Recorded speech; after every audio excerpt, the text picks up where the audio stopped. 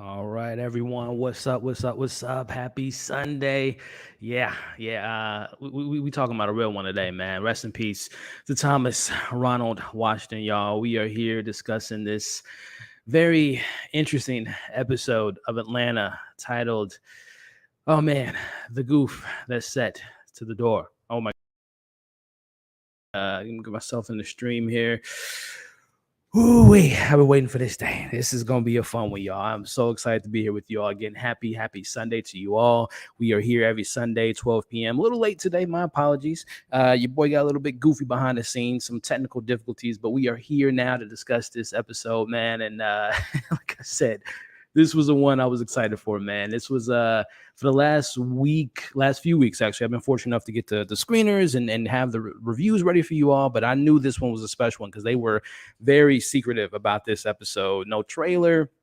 Didn't get the screeners to like 2 hours before premiere. So I'm like, oh, yeah, they got something up their sleeve. And they definitely did. They got pretty goofy today, y'all, and I'm very excited to get goofy with y'all. But hey, before we I got my guests in the back room, and before we get the conversation going, do your boy a favor. There's a little thumbs up button. Can y'all hit that for your boy, especially if you enjoy the content, you enjoy the conversations, you love this show, you love this channel. Do your boy a favor, hit that thumbs up. Also, there's a share button on this YouTube platform. If you have a Twitter or an Instagram and you know people that love this show, because it's funny enough, I'm going on a tangent here and we're going to get things going, but I saw a thread on Twitter yesterday about a particular journalists talking about like, man, where's the buzz for Atlanta? I don't know a lot of people talking about it. I'm like, yo, well, we talk about it every week. But if you know someone that loves this show like we do, hit the share button. Let's get the conversation going and have a good time. And more importantly, this is live. So leave your thoughts, your pros, your cons, your deeper meanings in the comments. We're going to try to get to as many of those live comments as possible, as well as on the replay. Shout out to the replay gang. And more importantly, when I bring my guests in, subscribe to them, check them out. Great content creators, great people. So definitely do them a favor and show them some love if you can. So with all that being said, let me bring in my first guest here who was joined us last week. And he hit me up, was like, yo, we got to talk about this 8th episode. I'm so excited to have him back on to get his thoughts on this very goofy episode. My man, Tyrion Rain, what's going on, my man? You knew I had to come back for this one. When that episode ended, I immediately DM'd you and said, I'm coming back up for to talk about this one right here. Like this one, this completely blindsided all of us. Because when you had pulled up last week, the synopsis for this week, we thought it was going to be a Darius episode because it's like, it sounds like something that would fit in with him. We didn't know they were going to do a whole documentary about a Goofy movie. But I like the direction that they went in it. Yes. I like the direction that they went with it.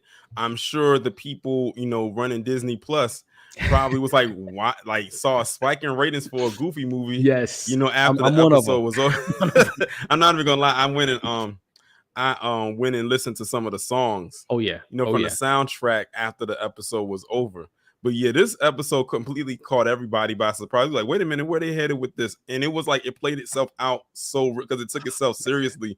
But then it's like, okay, we know that this is not real, but it felt real. Like, what if this actually was real? And I said, and one thing I said on Twitter, I said, now I know why a Goofy movie resonated so much with Black people, especially Black kids back in the 90s when it first came out, because I don't know one Black person who was a child back in the 90s who saw that movie when it came out back then who said they didn't like that movie. And then when he had it like the breakdown like this, it's like, oh, what, now I see why. Like that breakdown literally made you think some ways about it and look at it a little bit differently.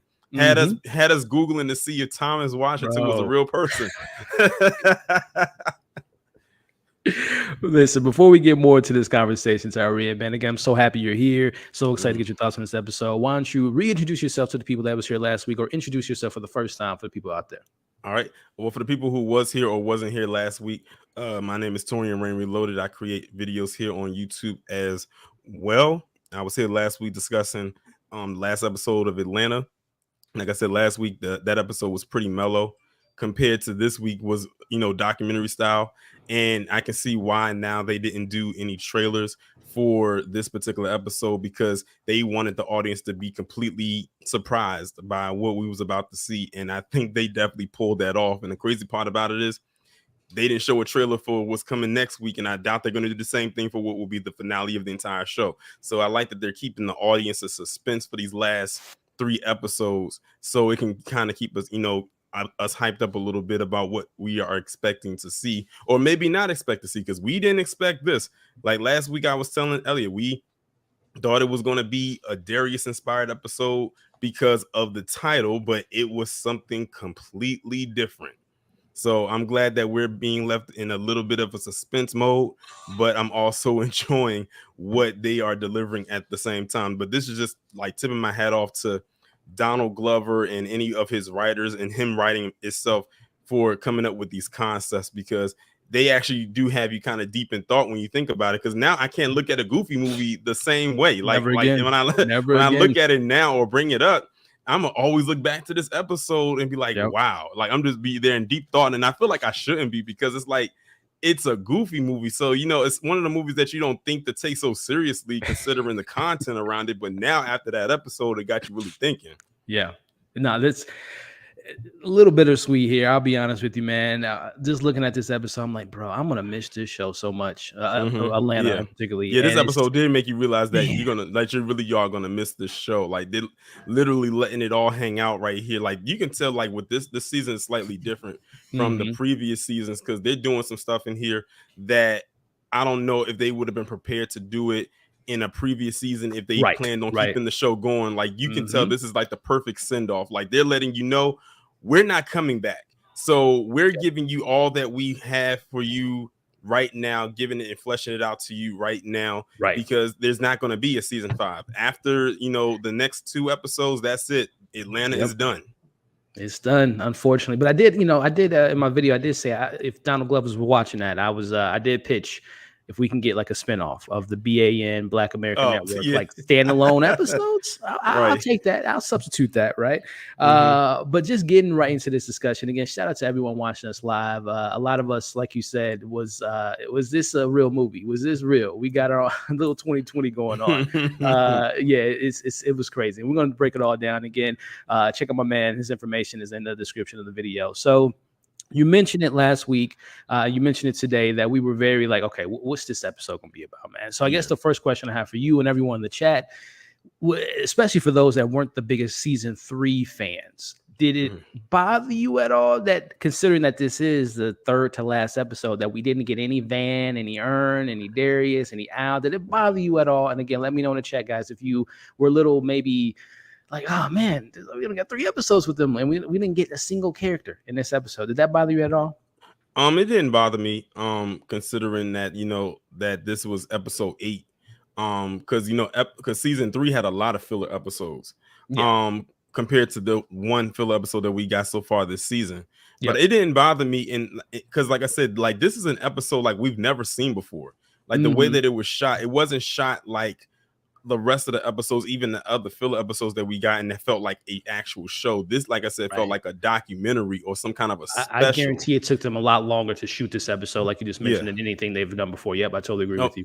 Most definitely, and I think it worked because they were able to get those Disney clips and mention Disney films in there as well. Disney's a big conglomerate. Like, what doesn't Disney have its hands in? That mouse, that mouse's pockets are real deep. I always say that all the time. And when I saw that it was coming on, they put like a little disclaimer up there. I was like, wait a minute. I'm like, what are we about to watch? Because they put a disclaimer up there. But sometimes those disclaimers could kind of throw you off a little bit. It's like, oh, they're just doing it for dramatic effect. But then when they showed the clip of the old Disney intro coming on, I was like, oh, where did they get the bag for this to actually put this in here? I'm like, is the people over at Disney aware of what they're showing right now? So hey, what they say is better to ask for forgiveness and ask for permission. Right. Yeah. So I thought that was, that was very interesting. I said, oh, so they about to go into a little bit of a story here. And the way that they shot it, and they had the quality of the video in the episode make it look like it was old footage, like from the 90s and the 80s and stuff like that. Like it literally made you believe that this was real. But it's like we had to like turn our brain off for the episode and say, oh, this is real. But then when the episode is over, we snap back to reality. It's like, this isn't a real episode. Like this isn't a real story, but it felt so real. Like, what if Disney had a black CEO? How would he run that company? And it showed it. I'm gonna be here for a good time, not a long time. Yeah, it's exactly. And it showed you exactly how a black person would have ran Disney at that particular time, and off of a technicality because they had 2 people in there with the same name. Oh my goodness, man. We go get into all that, man. We got a couple more guests in the back room to bring in here, but also I noticed, and shout out to everyone again that's in the live chat, but shout out to Maurice P. Carey, y'all. If y'all see the profile picture, that is Maxwell. That's the son that played Thomas. That's the guy that plays Thomas' son as an adult. So shout out to him. Did you notice episode 7? They were at the lake that they were fishing at. Yeah, well, I guess was that the same lake? Because I thought they were in LA with the lake with his son, but I could be wrong. I mean, the hell, I ain't gonna go against the actor that was in the episode. So again, guys, shout out to Maurice, who I know is going to be interviewed later today by our homie 9 Yards. He's going to be interviewing this actor a little bit later, so check him out. And kudos to you to the wonderful performance, as well as the gentleman that played Thomas, and everyone in this episode was great. But shout out to Maurice stopping by, showing some love, and getting us little tidbits on the episode. But before we move on, guys, we got some more guests in the back room. You seen them, you love them. I'm so excited to have them on and hear their thoughts. Let me bring them in one by one. First and foremost, got to bring in my man representing the South, coming in with just his opinion, my homeboy Brandon from Just My Opinion Reviews. What's going on, man? What's going on? Hello. How y'all doing? Hey man, we doing good. You know what? I'm gonna bring it back to Tyree and then Brandon and our next guest. Can you guys do your best Goofy impersonation? The Goofy laugh. That's how we have to get y'all in the Oh stream now. Can we is get a that little sample of that? I'm gonna right have out like the Brandon. gate? You know, Hey, I let's mean, get Goofy, y'all. Let's hear it, Brandon. Let's hear it. that's the best I can do. That's the best I can do. Oh man. Hey, Tyree, what you got for us, bro? Oh man. I feel like I'm being put on the spot right now. Yeah, man. Let me see if I can Let's see if you can pull it out. Let's see if you can pull it out. Yuck. Oh, that's pretty good. That's pretty good. That's pretty good. And my other guests laughing in the back room. We're gonna get you here in a second. But Brandon, man, before we get into the discussion, man, I'm so happy to have you on. Why don't you introduce yourself to the people, my man? Yeah, man. What's up, everybody? How y'all doing? It's me, B. Avery, with Just My Opinion Reviews. Just like Elliot and Mr. Turin here, man. I'm a big nerd. I'm a big geek. Love talking movies, television, all kinds of stuff like that. So if this is your first time seeing me, I do movie reviews, television recaps. I do live shows about different television shows and movies, and also just entertainment, movie news. And so just whatever's trending, in this sphere, I try to talk about it and just give my opinion. And so there you go. Yes, sir. And Brandon, you're live. I got to finish it, but I saw half. Man, he was killing it, bro. He has his own review on his channel. He went live like an hour and a half yesterday and was just crushing it, man. I'm excited to get his thoughts on today's episode. And before we get into again the conversation, we got another guest in the back room, and I hope she got her goofy laugh ready to go. I'm talking about the one and known Tyra from Struggle Reviews. Y'all did so well. I can't compete with that. We better let it go. We're gonna get it from her by the end of this episode, y'all. We're gonna get it. We're gonna get it. Tyra, how you doing on this Sunday? I'm fine. Like, y'all got me cracking up back here. Tyra, before we get into the discussion, why don't you go ahead and introduce yourself to the people? Okay, I am Tyra with Struggle Reviews TV. My handle is on the screen. Be sure to follow me here. Follow me on Instagram to stay up on the latest of what I have coming. I do movie recaps, TV shows, apparently albums now. It's a whole lot going on the channel. Like, just come on over and subscribe, and you won't regret it. Like, I can't sell myself any harder. Yes. And she has her own review as well on her channel, so definitely check her out. So I asked Irene about the question I want to ask you all, and starting with you, Brandon. Did you have any issues with not seeing the main cast in this episode? No, zero issues. What about you, Tyra?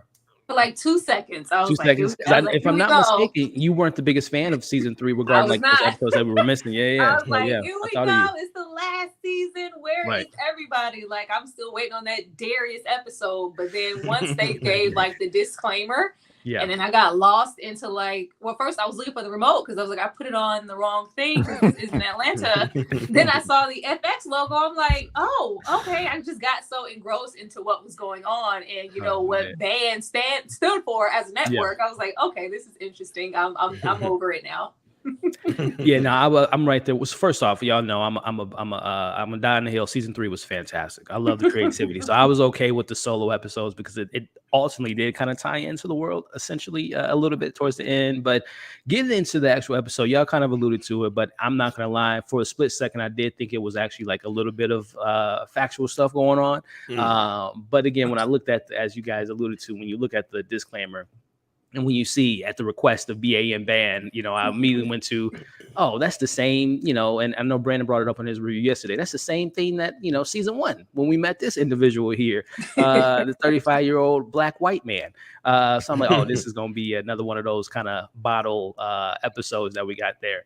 But Tyrion, the only thing, and I guess just to get the criticisms out of the way, the only thing that I didn't like about this episode is comparing it to that Band episode, how we had those, if y'all remember, those cut scenes, they had commercials within the episode, like the Arnold Palmer $1.99, but it actually says 99 cents on the bottle. We had the cereal commercial, the Dodge Challenger. I would have loved if they would have implemented more Atlanta references in this episode for commercials, like a Yodel Kid album or a Mr. Chocolate new movie or TV show coming out. I would have loved if they would have integrated more of the world in this episode. That's my only criticism of the episode. Tyrion, start with you. Did you have any criticism before we get into the good stuff? My criticism criticism was it was too many real commercials. I wanted to watch this thing straight through with commercial free. Longest episode of the season, because it's like because I like how they set it up where it was getting ready to go to a commercial break and it was almost like a cliffhanger every single time. Yep. Like especially the part when it was talking about when he was going out to LA and it was getting ready to mention the riots. Like that, and I was like, now it's like really like pulling me in. But like I really didn't have any criticisms of the episode. Like I was pulled in like almost immediately and I was stuck the entire time. And one thing I do when it comes to Atlanta is I'm watching the show and I'm on Twitter at the same time. Hashtag Atlanta FX. It's like one big family over there. And like I'm looking at what people are tweeting about. I'm tweeting too. I'm watching the show. So it's like we multitasking. But we was all on one accord with this episode. I really did enjoy how this whole thing just played itself out like that. And people was on Twitter asking, can we contact somebody over at Disney to get the Thomas Washington cut of this movie? Because we know it's somewhere in that vault somewhere. Yes. You know, we seen the version, you know, the 1995 version, but we know it has to be a Thomas Washington cut of this movie. But I don't want to get too far ahead in the review because the stuff he had planned for this is crazy. Listen, man, who ordered the white rice is what I gotta say. Brandon, any criticisms you have about this episode, man? Did you have anything off top that just didn't maybe work for you? No, man. I thought it was incredible. Dang, they're perfect. I didn't have any criticism at all. Kind of like Tareen was saying, I was stuck, just drawn in, you know, with my jaw on the floor the whole time because I thought it was real for a long time. You know, I was frustrated. I didn't know I was being, you know, banana in my tailpipe until a little bit afterwards, you know. So, but no, I didn't have any criticisms at all. Not that I can think of right now, at least. Gotcha. Tyra, anything off top that you can think of before we really get into the nitty gritty? Nothing. Like it was good. I was glad that we didn't go so much into the comical route because I felt like it would have been like, okay, the fact that we all considered that this might be real. I know I was pausing like midway through to go search up names. I didn't want it to, you know, take away from that because it didn't feel like it was a mockumentary or anything. Like this felt like legit, like it all correlated with the real Goofy movie. I was really looking for these people who were non-existent. So if we were going to take away from that, don't touch anything. It was perfect.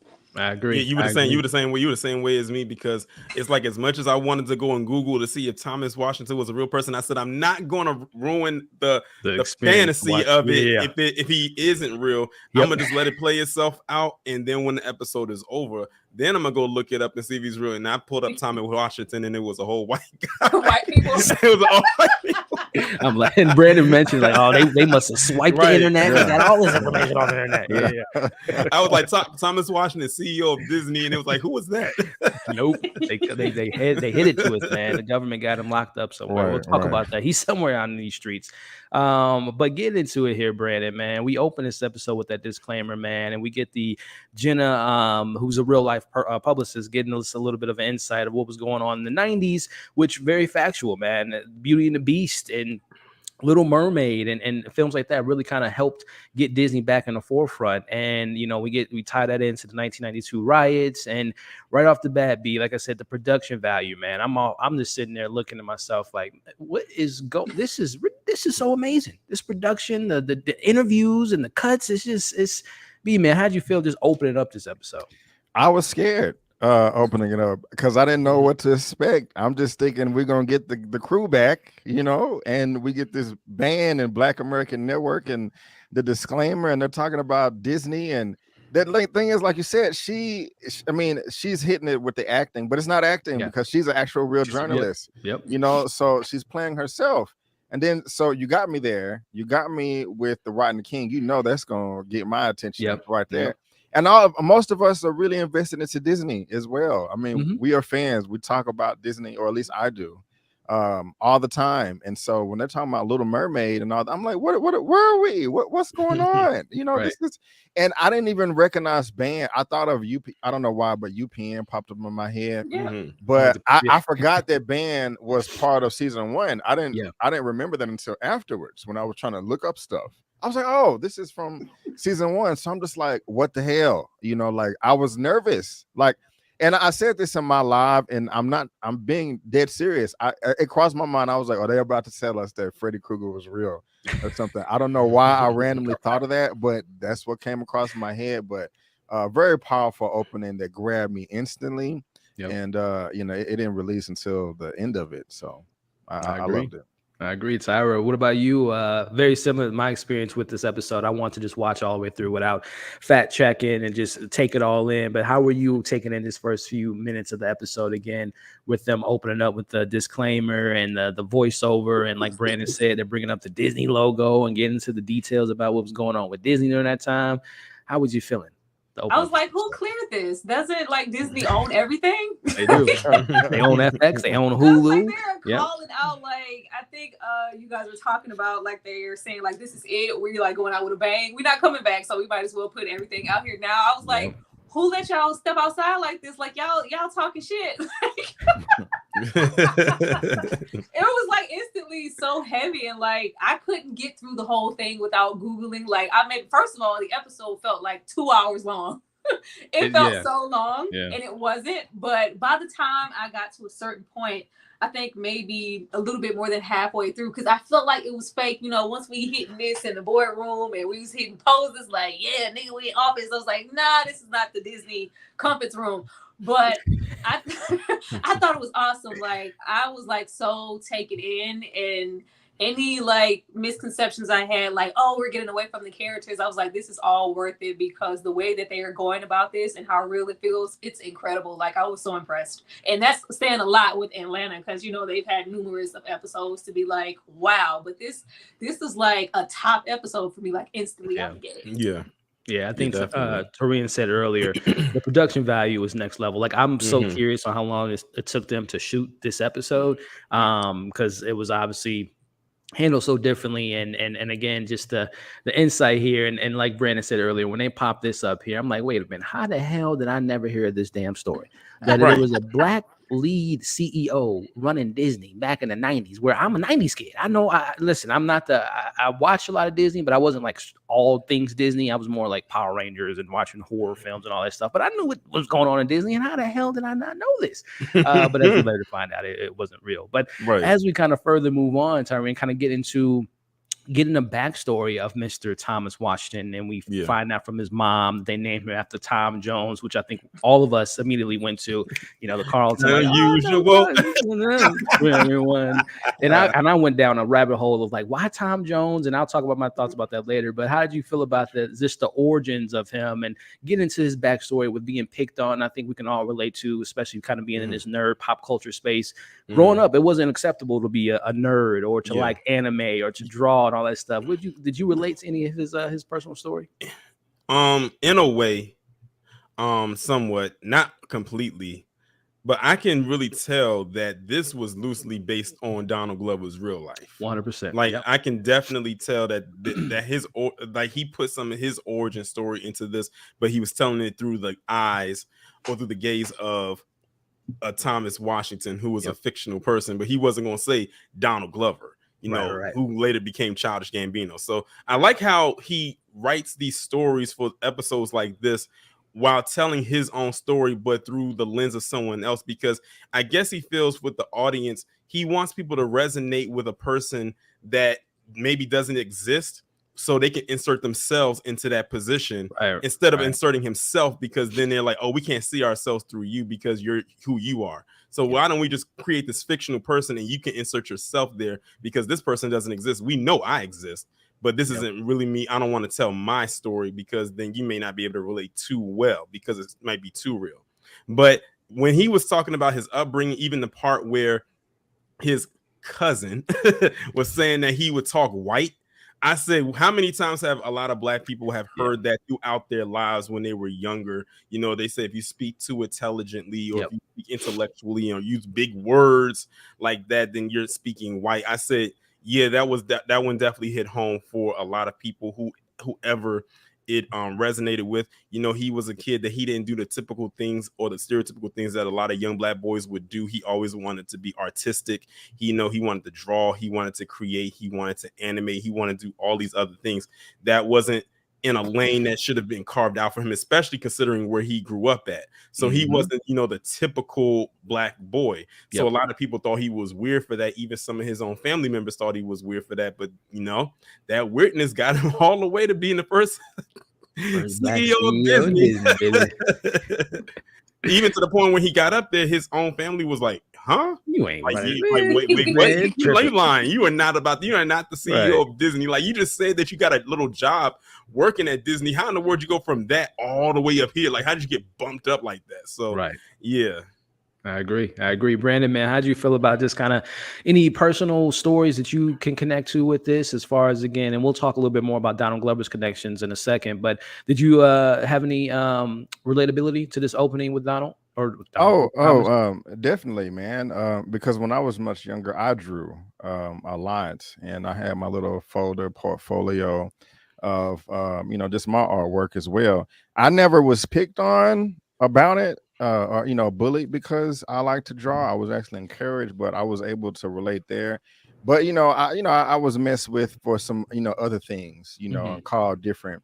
And the thing is it was his cousin, in this documentary, or that we thought it was the same thing with my cousins. They wouldn't necessarily give me a hard time, but they would call me out, by the way I used to sit.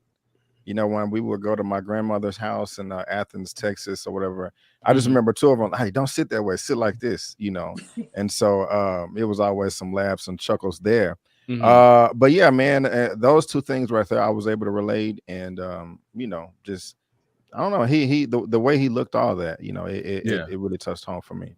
100%. Tyra, anything you took away from this as far as relatability factor, being called for like an Andor fan? I know that you are. Any relatability factor to this opening sequence to you? Everything. What you mean?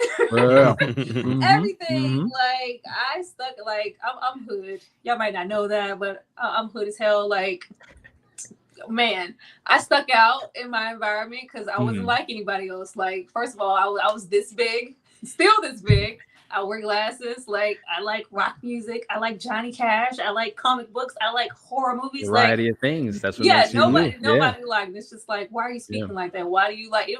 It almost like causes you to like close in and keep certain interests to yourself because nobody else shares them.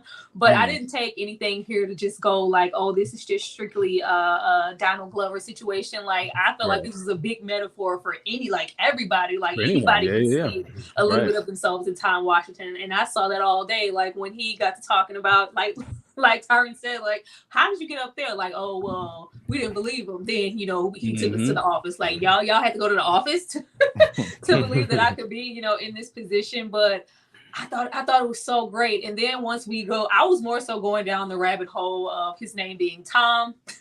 And I went to like Uncle Tom because I was waiting for that connection with the spook who sat by the door, because I'm familiar, me and the throwbacks, I'm familiar with the movie. I've seen it a long time ago. So I was trying to see how they were going to correlate that, because the spook who sat by the door is pretty much a CIA agent who went in, he was a token there. So I wanted to see how was that going to tie into his representation at Disney, because he was more so a token also, because I believe he got in on a diversity program. Their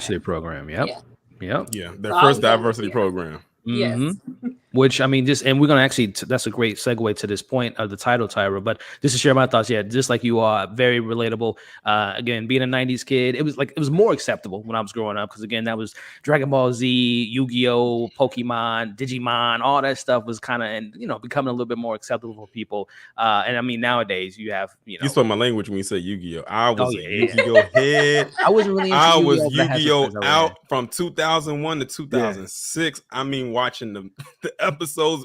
Listen, back when you had to record the episodes on a VHS, I would dub it all the way till you couldn't add any more episodes on it and rewatch it in marathon form, then record over them all over again when a new episode came out. Like, that's just how it was when we had the cards, went to the little tournaments. See, that was me. That was me in the Power Rangers world. I used to go to little Power Ranger things. I was a huge Power Rangers fan, man, and shout out to the Green Ranger. But yes, very relatable. Definitely took away from this opening, I think. And like Tyra said, not even like a black thing. I think that a lot of us can relate to this particular, just kind of, not being accepted for certain things. And going back to what Brandon said, just kind of bringing it back to the culture as far as like being different. He grew up in the house with his mom and his dad, which, stereotypically dad not in the family, this, that, and the third. He just speaks a certain way, he carries himself a certain way. So definitely we'll get into the Donald Glover's connection a little bit later. But Tyra, you mentioned it. I want to kind of get a little bit more elaboration on when you talked about the title, The Spook Who Sat by the Door, and the relatability factor to it all. You were hitting on it a little bit later, but going more in depth, just to describe a little bit more, you mentioned how Thomas is someone that's kind of brought in on this diversity program, and getting a little bit more in depth about the book and the movie. How did you take away from that connection there? A whole lot. A whole lot, where it's I mean, it's not matching perfectly, but in the film and in the book, he is this black man. He is kind of targeted as a token because a senator, he's trying to win the black vote. So he's like, why not target the CIA and say that they are being discriminatory towards black people because they don't have any black CIA agents. So he is the first, but he acknowledges that, kind of like what you guys said, like, I'm here for a good time, not a long time. Like, I'm gonna sit here, take it. I know I'm a token. I know you guys can't stand me. Like, I'm strictly here just because of the color of my skin. So what I am going to do is soak up, all this criminal warfare, all your tactics, everything that I can learn as a CIA agent. And when I leave, I'm going to go start my very own resistance full of young black men. And I kind of felt like that's kind of what, even though once we get into Goofy, it was just so much, because I just kept having to remind myself with how serious the subject matter was. I'm like, this is a Goofy movie. This is a Goofy movie. Like, we're placing all of this strain on a Goofy movie, but it's still like matched perfectly because he took that Goofy movie and took it as serious as something to take back to his people. And it was going to just be all grand. And he wanted to, implement all of these things. He took it like, he took his, like when New Yorkers be like dead ass, like he took it dead ass serious. Like, he was so serious, but I thought it matched perfectly. Man, I'm right there with you, Tyra. Now, I personally haven't read the book. I do plan on. I think the movie's on YouTube. I'm gonna probably check it out here. And I think too, and toss it to you, Brandon, in how you tied those two things together. Let us know if you've seen the film or watched or read the book. But I think I've read. Who was, I can't think of the producer, but someone was going to make a remake of it, like a TV series, like not too long ago. But B, did you take anything away from that title, and did you correlate it to the spook who sat next to the door? Oh, of course. I was thinking that before I even pressed play. Even when we were here last week and you was talking about the title of the episode, I'm like, oh, that reminds me of the spook who sat by the door. And I think it ties in perfectly to Donald Glover's real life character. Kind of just like Tyra said, perfectly, because I haven't read the book or seen the movie. I do plan on doing that. I am inspired to, and you're right, Elliot, the movie is on YouTube right now. So I do have to put that on my list and check that out. But, from my understanding of the book and the movie, he just kind of sneaks in and uses the information that he learned, for the advantage of black people. And I kind of think that's what Donald Glover is doing in real life with his music career. Like I said in my little recap, I wasn't expecting the This Is America music video that dropped a few years ago. And that was an eye opener, and it kind of let us know how serious he was. And I mean, Goofy, when Donald Glover started some of his early movies, I forgot the name of the film. I can look it up real quick, but it was it was one of the dumbest, silliest, spoofiest movies you could ever watch. Like a Revenge of the Nerds type of knockoff film? Something like it. I'm looking it up. Was it the A-Team or something like that? But yeah, I bring that up just to say, to see him come from that Mystery Team. Yeah, the Mystery Team. To see him come from that and then do something like this, it kind of seems like he had some sinister plan from the beginning, and I love it. As our Thomas character here. And so this is a true representation of his life, I think. And he brought that on the screen in a brilliant way. Yeah, I definitely wanted to correlate that to Donald Glover a little bit later, because I totally agree with you, Brandon. Tarina, as I pull this up here, because I couldn't remember, I thought it was and it was Lee Daniels. He was the one that was supposed to, which I don't know if I want to see that. Thank God that didn't happen. Yeah, let's say I would have been going to the theaters or redeveloping. I can only imagine what he was going to do with that movie. And now that we know that he's not, we don't have to imagine anymore. Oh, maybe. So Okay, here he is. Yeah, did not move forward. Okay. Whew. Good. All right. But going back to the connection of the title there. That's how you really feel. Yeah. I wonder if Monique was happy about that. But Tarian, how did you feel about that correlation with the title? Did you take anything away from that title and tying it to what we're referring to here? When I saw the title and it said the goof who sat by the door, and you had read the synopsis last week, like I said, I really didn't know which direction they were going to go with it. But then after seeing the episode, I was like, that was so genius. Like, you took something as what we would see as so simple as a goofy movie, as a movie that has literally been a huge part of our childhood growing up, and even as adults we will still watch it as if it's a brand new movie, sing the songs like it's like they are about to hit the Billboard charts and everything, know word for word, know what's about to happen. Took something, a simple concept, and turned it on its head into this that literally started a whole brand new conversation.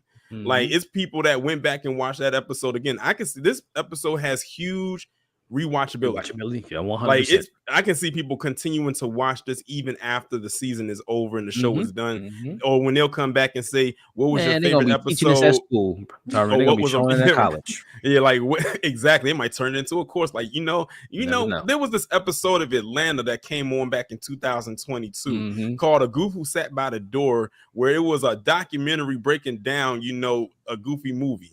And the origin story of a man named Thomas Washington, like literally, it felt so real. Like, and I saw some people in the chat saying, I looked in, Google Thomas Washington, couldn't find nothing on him. I guess they scrubbed the internet of his name because they didn't want him to be known. They took him out of history, so, But like I said, like, he took a concept of this movie that we've all watched and seen so many times, and literally added onto the conversation that we never ever thought we would ever have. Because let's be real here, before this episode, we wasn't going to go that deep into a Goofy movie. It was a surface level thing. We just see a Goofy, and his son, have a father-son relationship. Goofy is a huge part of the Disney family, like one of the original Disney characters.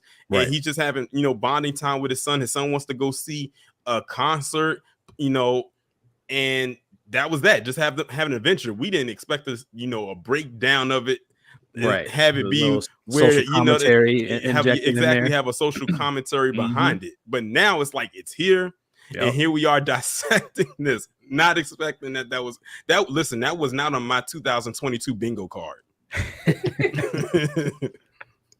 Well said. But before we move on and kind of get into, again, his origins in college and all that stuff, shout out to 161 of you all watching live.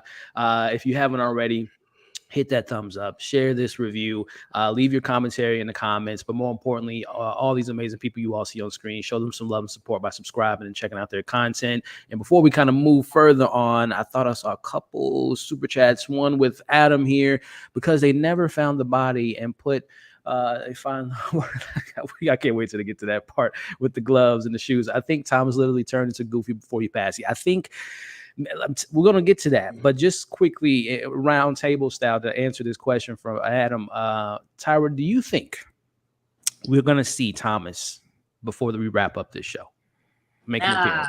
This is Atlanta. They don't do that. Atlanta, they ain't gonna took bring him him out, back. y'all. You do with it as you please. We don't give you any answers to that. You just, you're free to think about that. Did he run away to Cuba like Tupac, or is he still, chilling with Tupac? We don't know. Then we will not do that. Absolutely not. Oh, I don't know, Tyra. What about you, Brandon? Are we going to see a post-credit scene with Mr. Chocolate and Thomas Washington making the next biggest black movie of all time? They're going to make it together. I would love to see that. I would pay to see it, but I don't think we will get it though. Oh, y'all breaking my heart. Y'all breaking. I want it, but I don't think we're gonna get it. Are we gonna get Mr. Thomas? I gotta agree with the majority rules here. Like, I don't think we're ever gonna see that. I mean, it would be dope to see. That would be a fun thing to see, and for the people watching the show, for the person who's like the casual viewer, they would be like, "Who is this?" We would know. We would get excited and to see it. But I don't think it's going to happen as much as we want it to happen. But it would be listen, if they pull it off, just come back to the stream when you brought that up. He's like, hold on.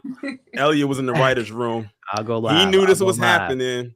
He didn't bring this up by coincidence. He knew what was about to happen. Absolutely not. If they do that, then they have to tell us what happened to old dude that he shot in the first season. If we don't get, we didn't get that. Listen, I got my thoughts on that, Tyra. Especially if you, I don't know if y'all have seen the last title for the final episode this season. I don't want to give it away. It's out there to the public, but I have my thoughts on. I think we will get an answer for that. But Hemmington with the super chat. This episode is very similar to the Milestone Media doc. I haven't seen that. Are you guys familiar with that? No, it makes me want to watch it though. If it's about, is it about Milestone Comics? Is that what they're referring to? That's what Static Shock and all them, right? That's made them. Yeah, I'm not too familiar with that. Brandon or Tyra, you guys familiar with this doc? I'm looking it up now. I'll look it up though. Milestone Generation 2022. We'll look it up. Yeah, I'm not too familiar with it. Let us know in the chat if you still hear Hemmington about what this. I think you're right, Tyra. I think it is a little bit of a deeper dive into that comic book. Knowing that, I would actually want to check that out now. Yeah, same here. But getting back, and again, shout out to the super chats and to everyone showing some love in that way. I appreciate y'all. Brandon, man, we get into his earlier days in college, going to Savannah. We get the professor talking about again correlating it to. Let's just go ahead and put the elephant in the room or address elephant in the room. Goofy's black. It ain't no rays around it no more. You know, if it was turn around and the man is black, y'all. But he goes into again bringing in the factual things that made us think it was real. He brings up Art Babbitt, who created Goofy, and very much so says so much in this article through sound and sight. This about the creation and the depiction of Goofy, and I can't remember verbatim. I might have it in my notes here, but he pretty much said he's a half-witted, colored hick, colored boy. Yeah, colored boy. Good Samaritan. Yeah, good Samaritan, colored boy. And all that stuff. Brandon, your thoughts on that statement, that whole creation of Goofy, and just the whole depiction of the character as a whole. Yeah, that was a whole paragraph that he had prepared to describe Goofy. It was quite interesting, Mr. Babbitt there. And I never thought of Goofy as black myself until I saw this. I feel kind of silly because it's kind of obvious. But what was also interesting was the image they used of him eating the watermelon. Yeah, you know, and tying that into the stereotype, you know, of black people. And I forgot the reason. There's a reason why black people we're so obsessed with watermelon, and it makes sense.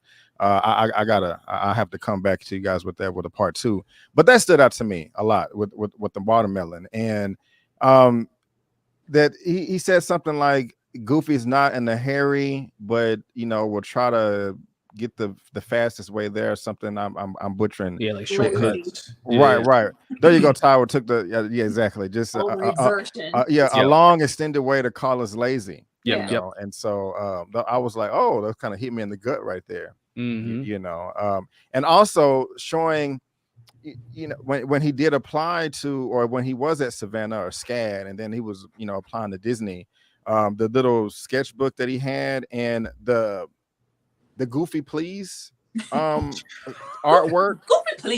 Goofy Please. And you know, it showed like the black version of Goof, you know, within the barbershop and all that. Yeah. Loved all that. Oh man, I'm trying to pull up the picture here that you were referring to with the watermelon. But Tyra, how did you feel about just kind of diving deeper into him going to school and his personal connections with taking art and relating it to reality and everything that we got there? I loved it. I loved everything here. Like them starting off, because I kept trying to tie in. I thought we were going to go deeper into those LA riots and the Rodney King situation for a second. But once we come back here and it's Goofy and we like tie in things like Rodney King or him being tormented as a kid, it's like even all the way up to this point, he has been, you know, penalized for who he is and what he likes. And in every single instance, it's, you know, something somewhere telling him what he can and can't be just because he's, you know, a black man. So once we have this one character that he does look up to and he has idolized it all his life, and we get the description, that's one thing I never looked up. Like who looked up, oh, let me go and look up, you know, the description of Goofy, but it's not at all far-fetched. I wasn't surprised, especially with Disney and other animators started off, you know, those extra racist depictions, the buffoonery of it all. But when tell us how you really feel, Mr. White Man. Right? Yeah. When we got, you know, like, oh, avoids, you know, the overexertion, always looking for the easy way out, you know, dim-witted, good-natured, good. But I was like, oh, we're talking about the funny, lazy. Yeah. Oh, okay. Yeah. I was like, wow, I would never. I don't know. I don't look at Goofy.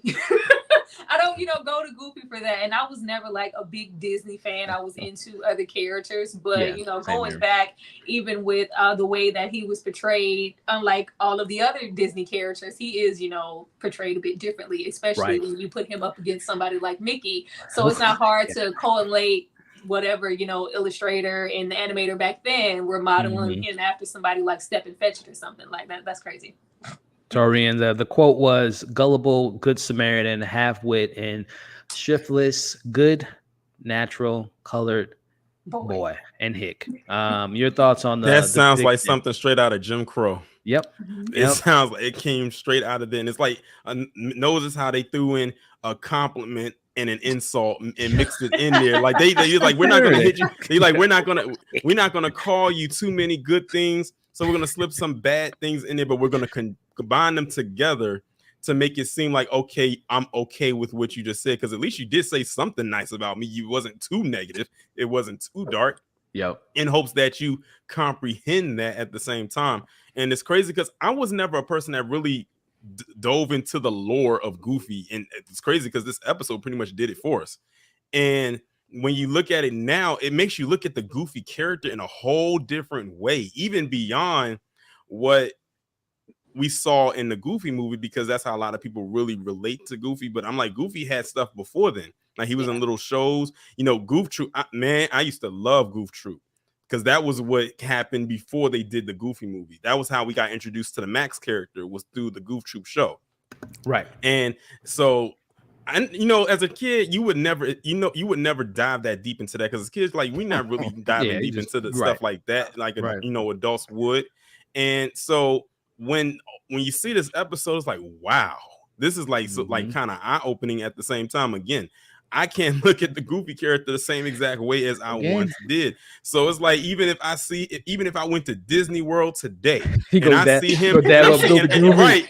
My God. I don't know if you saw it though. Like, it was some videos where I don't know if it was at Disney World or maybe someone was having a party and they had like the different Disney characters come up, and you had Goofy out there literally doing dances that you see a lot of black people doing. I don't know who was in the suit, but they had a lot of rhythm. I don't know who it was. They were sitting in a little two-step and everything. Like they I wish I could have that. I know what you're talking about. I know exactly what you're talking about. That's hilarious. That's hilarious. Here's the picture, that Brandon was talking about, Goofy hooping, man. Right. Exactly. Listen, I'm totally with you, Terry. Next time I see Goofy, and they gave him a fade. They gave him a fade with the cuts on the side. Come on now. This is on another level. Shout out to Cynthia with the super chat. Thank you for the great. Well, thank you, Cynthia, for being here and showing love and support. Shout out to you, Brandon, man, and Tyra. When y'all next see Goofy, are y'all gonna go ahead and get a man to dab? You gonna dab him up? I am. Right kind of I am. You just know, And when you dap you dap him up, say for Thomas Washington. Yes. Thomas Washington. Yes. That's perfect. Thomas Washington. That is, I love it. Put that on a t-shirt. Listen, if I do get a chance to ever go to Disney World, I might actually get a Thomas Washington shirt. Have him sitting on the board, sitting there, have the Thomas Washington with the Disney logo letters on it. Yep. And have it right. Seriously, man. To the side. Oh my right, goodness. exactly. Listen, I was ready to get the posters and hang them on my wall, man. I thought it was real. He was a new hero for me. There's so many creative people that's probably watching us live. Go ahead and make that t-shirt, guys. If y'all have the proper tools or whatnot, make the poster, make the t-shirt. I'll buy a mug, with all that stuff there. But getting back into it, Tyra, this is where we kind of wrap up his origins in college, and we find out that unfortunately, when he was in school, he lost his father, which definitely kind of shook his core. He made the Little Prince short animated film, which put him on a map. And lo and behold, that is actually a true. Little Prince is actually a very famous story that deals with a lot of different things that Thomas was going with. Again, bringing back the reality aspect of this episode. I put in my notes here. It's based on a story that follows a young prince who visits various planets in space, including Earth, and addresses themes such as loneliness, friendship, love, and loss. And Tyra, that was the story that put him over the map. But just curious on your thoughts on that animated short and just how he got his foot into the door. I loved it. I like that even though everything here is like really subtle, we do see hints of him already having that complex to go, when I do make it, if I make it, even though he didn't think he was going to be appointed CEO, he already had a vision for what he wanted to do. This little short is actually up on YouTube, but I was familiar with the Little Prince story. And of course, it's like I'm already fixating in my mind how I can blacken up and make these stories our own. Like Goofy's gonna be black, Goofy's gonna have a fade, and our Little Prince is gonna be Little Prince from Minneapolis. We're not gonna be, the little white boy sitting this isn't that. But between that and everybody telling him what he couldn't be, all of this, like it was like tension slowly rising. Even though things were like really comical here, you can see that it was already embedded for him to have a little bit of resentment and be motivated to like beat the odds. Like I'm gonna make it, and when I do, I'm gonna like change the game. I'm gonna do everything, and we finna blacken up everything, and I'm gonna fix Goofy. Like I thought it was awesome. Like if anybody has a moment, go look up this little 2-minute short film here. Yeah, it was nice. Definitely. Winter, fall, silly question. This is a real. Yes, it is. It's a real story. Winter. Just go ahead and go with that. This is 100% factual. B, your thoughts on the origins of him losing his father and how he kind of got his foot in the door with Disney? It sucks, that he lost his father. That was kind of sad, and that did shake him. But the way he got into Disney, for one, I like the I don't know his name, the white guy that was at SCAD, the way he just described the situation, just how blown away he was by Thomas and his drive, but how gifted he was. He showed the flip book and just like, man, this dude, he said something like he was in another universe, he was on another planet, describing him, this guy amongst the other students. Now the short film, I've never heard of that before. This is new to me, so I will have to check it out. But I did kind of say to myself, why is Prince there? That's the same thing. Yeah, what is this about? Like, what does that mean? That seems kind of random, And so I was like, I guess he's a Prince fan, I guess, and I didn't even think it was real. I didn't even think to look it up. Like, let me see if this is a real thing. I thought it was just, well, I guess, I don't know what I thought, but, I didn't think to look it up at least. And it was new to me.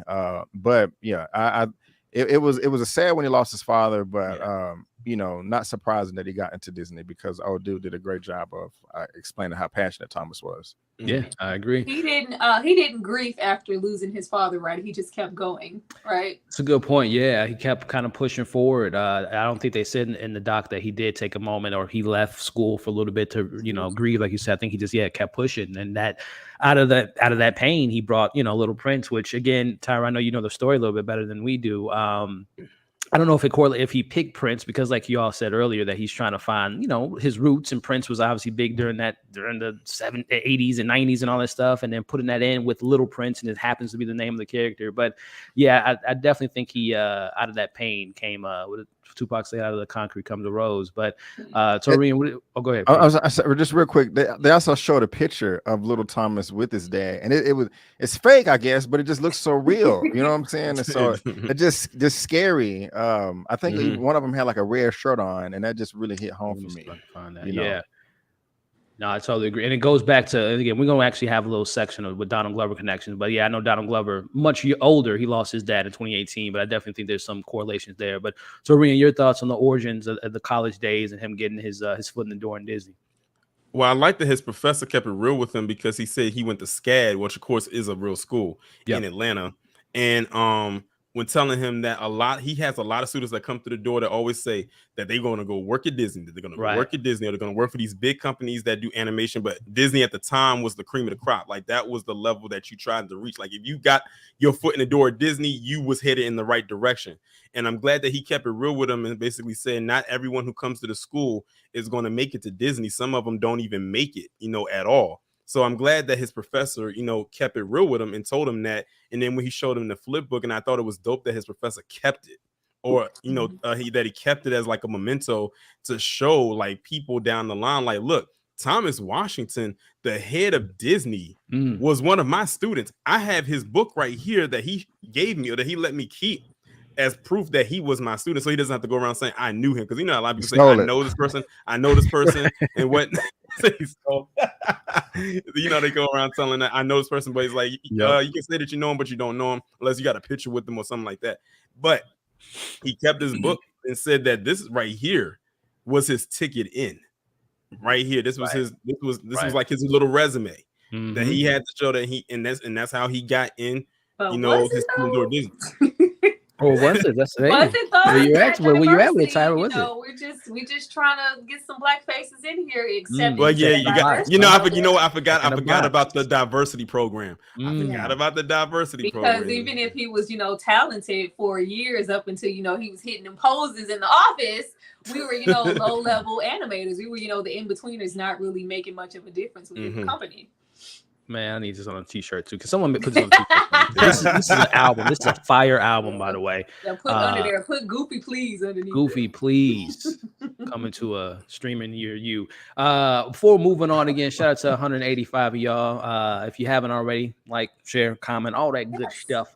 But I thought I saw Tasha or something gave a super chat. Let me try to find it here. But moving back into here it is. Shout out to Tasha. Thank you. Just no comment, just showing love, and I appreciate the love. But like I said, guys, speaking of love, Torian, Brandon, Tyra, subscribe, check them out, please do so. And also Hamilton coming back. It's on HBO Max. A lot of parallel. Okay, that's the Milestone Doctor they were referring to earlier. I will definitely check that out because I'm definitely a big fan of Static Shock and that whole corporation and what happened to them and all that stuff. But speaking of happening to people, I thought it was very interesting of a particular connection here of the first black animator in Disney by the name of Floyd Norman, who I try to read as many comments as I can. And I wish I would have brought it up, but apparently somebody by the name of Norman put a comment and talked about their actual story. I'm gonna try to find it when I'm talking about this, but I do think there's definitely some connections. And I don't know if you guys are familiar with Norman's story by chance, Tarian, Brandon, or Tyra.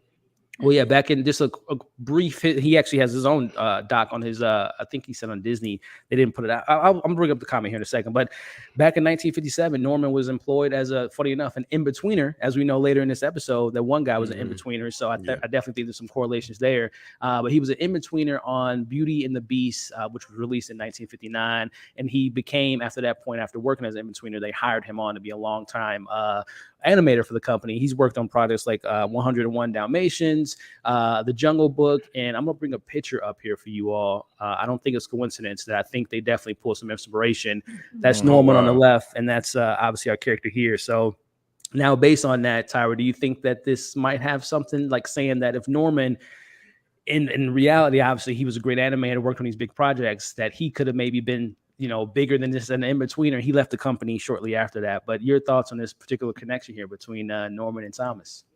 You say, could he have been bigger? If could he have? Yeah, because obviously during the 60s, racism and keeping them down. I mean, even it's Disney, so I don't have any hope. I don't have any hope. Like, you can be great and be exceptional at what you do, but that doesn't guarantee that you're going to move up and be recognized for it. You can forever be, that great in-betweener. But I figured if he left, it was probably for a reason. Yeah. Yeah, he has a story. I'm gonna try to pull up that comment. Tarian, are you familiar with him at all? And now, no, this is my first time hearing about him. I'm getting a history lesson today. I wish I would have saved it, but now kind of seeing that picture, do you think that like he could have brought some, like he could have drew some inspiration from him, because I see the similarities a little bit. Oh man, I wish we could find that comment. B, man, your thoughts on this Norman story here, man, and this connection to the character in the episode? Yeah, definitely some similarities. But like everybody else, this is the first time I'm learning about this. So thank you for the education, the history lesson. But no, I don't think he could have risen up at that time. And so I guess this episode, the Goof who sat by the door, is just kind of like our Django of what happened in real life, our fantasy.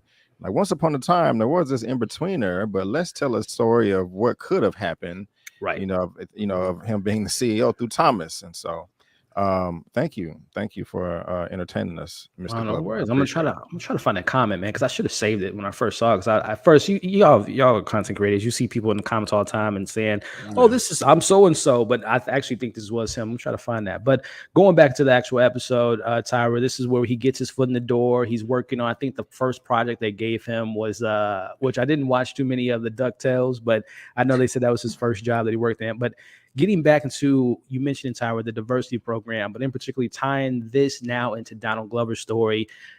I don't know how familiar you are with Donald Glover, Tyra, but it's a lot of similarities there. But your thoughts on kind of how they brought him into the system, and if you have anything that you know about Donald that you thought maybe correlated to the two. Nothing. Like, I didn't really get into Donald Glover. The most I did was probably watch Community, and I thought, you know, he was pretty brilliant. And actually, it took me longer than it should have to know that he was Childish Gambino also. Like, I didn't really get into him like that. But if he was brought in any way on anything for diversity, and he is tying that in with this, I would not be surprised at all. Is that what's going on here? Yeah, I got a little facts I'm gonna bring up here, but I know Brandon, I know you had some things in your video that you brought up about Donald Glover, but now just kind of having the conversation about what you you know, compared to Donald's story and Thomas' story and how it kind of correlates. Is he on mute? You know what I mean? It looked like he frozen. Yeah, I think he frozen. So we're gonna get Brandon back in here. Torian, your thoughts on the you brought it up earlier, man. If you want to elaborate more on the Donald Glover connections. Yeah, like I can always tell, I can always tell that Donald Glover was probably a little bit awkward. A little. He said a little. She says a little is an understatement. But I could tell, like, you know, that he was probably a little bit awkward in his upbringing, and it carries over into his career and even in the work that he puts out there.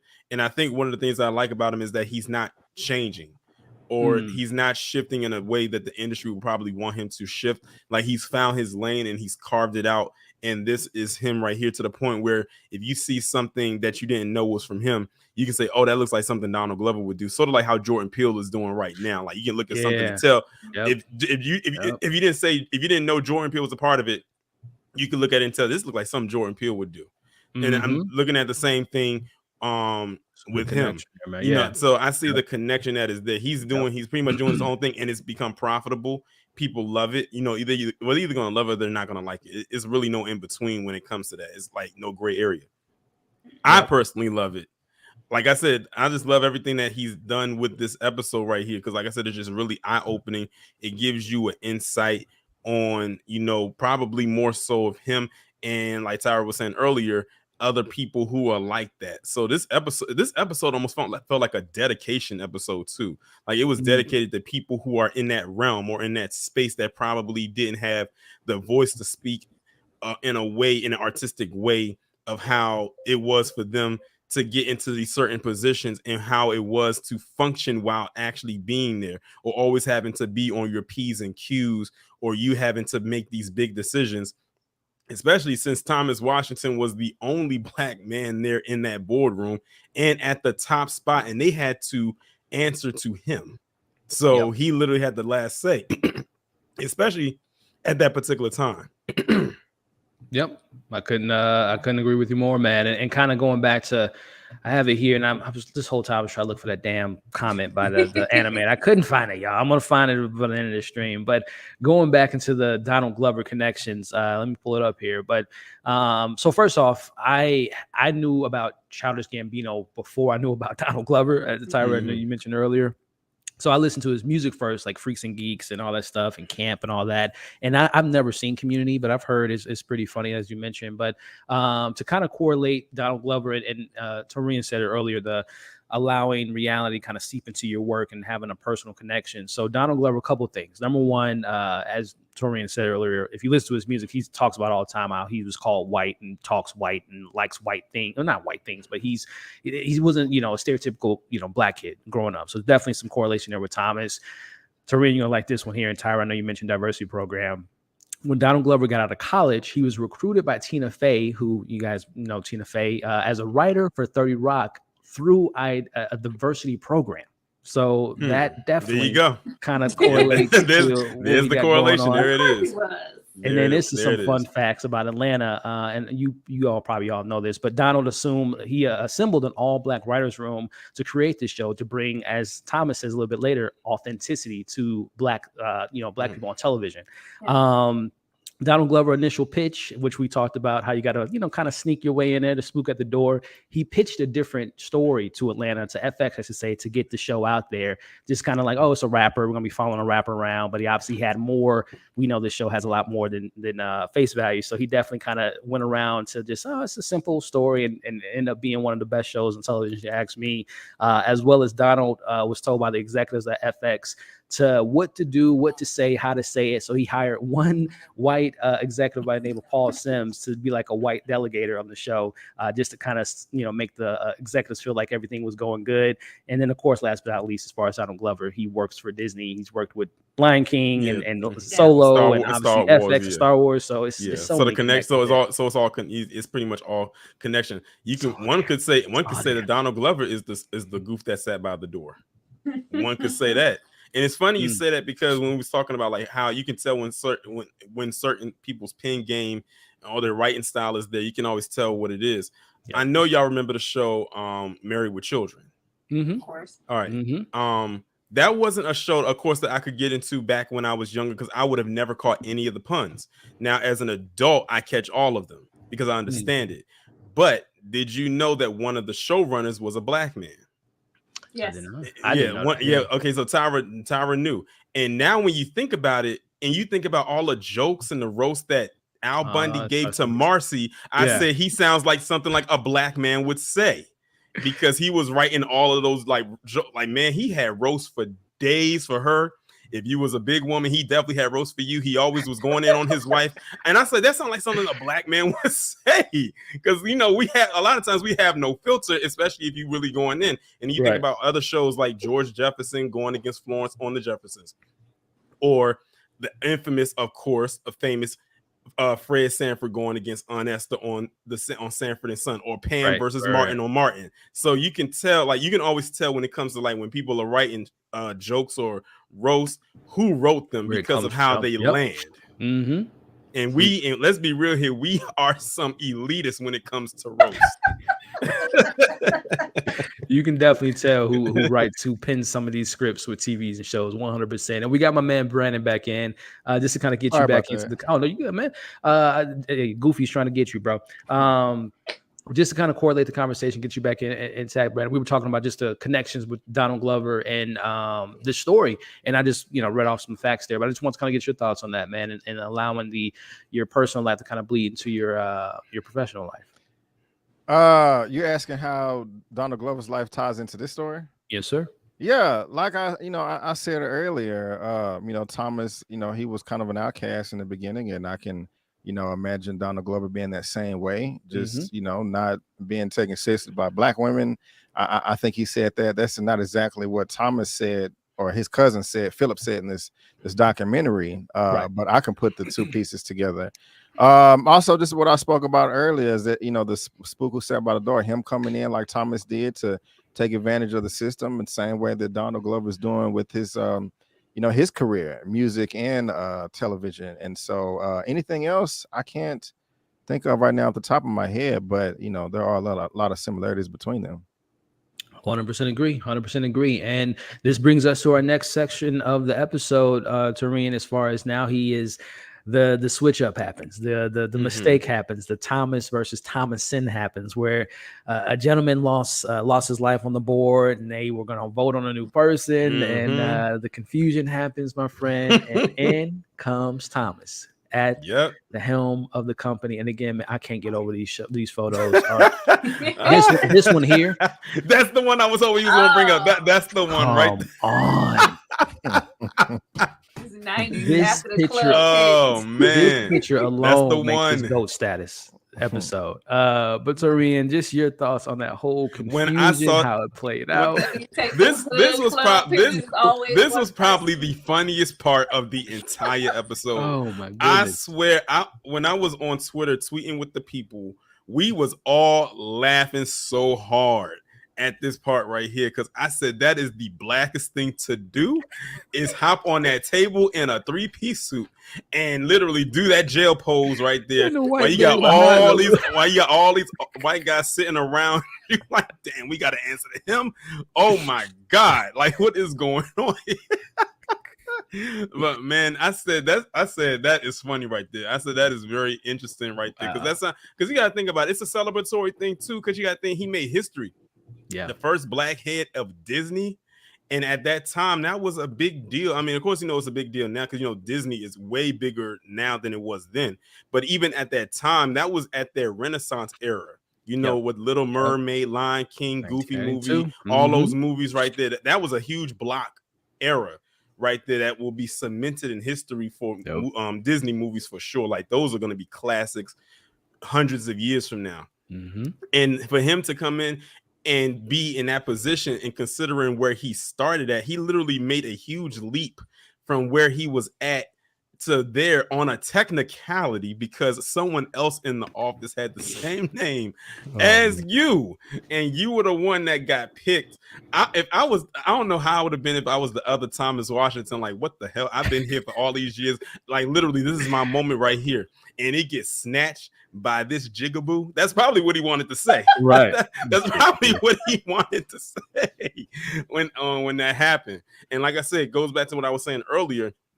When his family found out, like, imagine, that phone call from your loved one saying, guess what?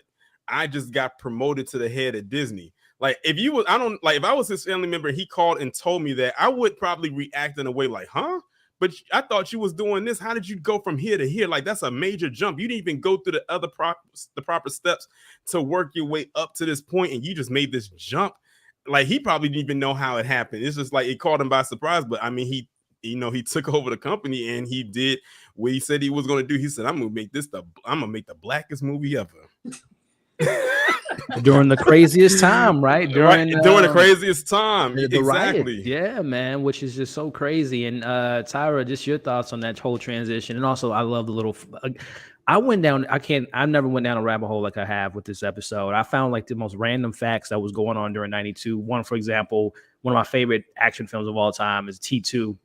I don't know if y'all know this, but Terminator Judgment Day, and James Cameron even said it on his the Blu-ray deleted, or the commentary of the film.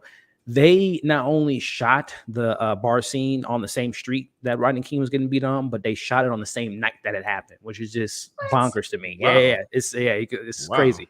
That's definitely news to me. It is crazy stuff, man. There's some coincidental stuff that goes down. But Tyra, your thoughts on this? This mishap, and this is the guy that Torian was referring to. How do you feel this guy would have felt after finding the news that Thomas? I mean, the face says it all. Like, the face exactly. Like, oh man, yeah, like the face says it all. But oh my goodness, this was like, at this point, this is when I took out my phone, because up until then, I felt like this was so real. When he hopped on that table and we got this picture here, I was like, okay. And I thought it was really interesting that once we got, like, at first with him being, that low level kind of in betweener, animating a little bit, and him having that mentality, like, we got to do twice as much, to get ahead, to be noticed. I'm keeping my head down. As soon as he got that position of power, that, like, it's like he slowly started to act a little bit more goofy. Acting goofy. And that power went to his head, not the low level. He wouldn't dare have, got on that table and did the jailhouse pose and took those pictures and went in like he did. But even though it was much needed, because it's like, I'm here to speak for, the Black people who aren't heard for, I'm here to change things up, from the norm. I'm here to make sure we're animating things properly.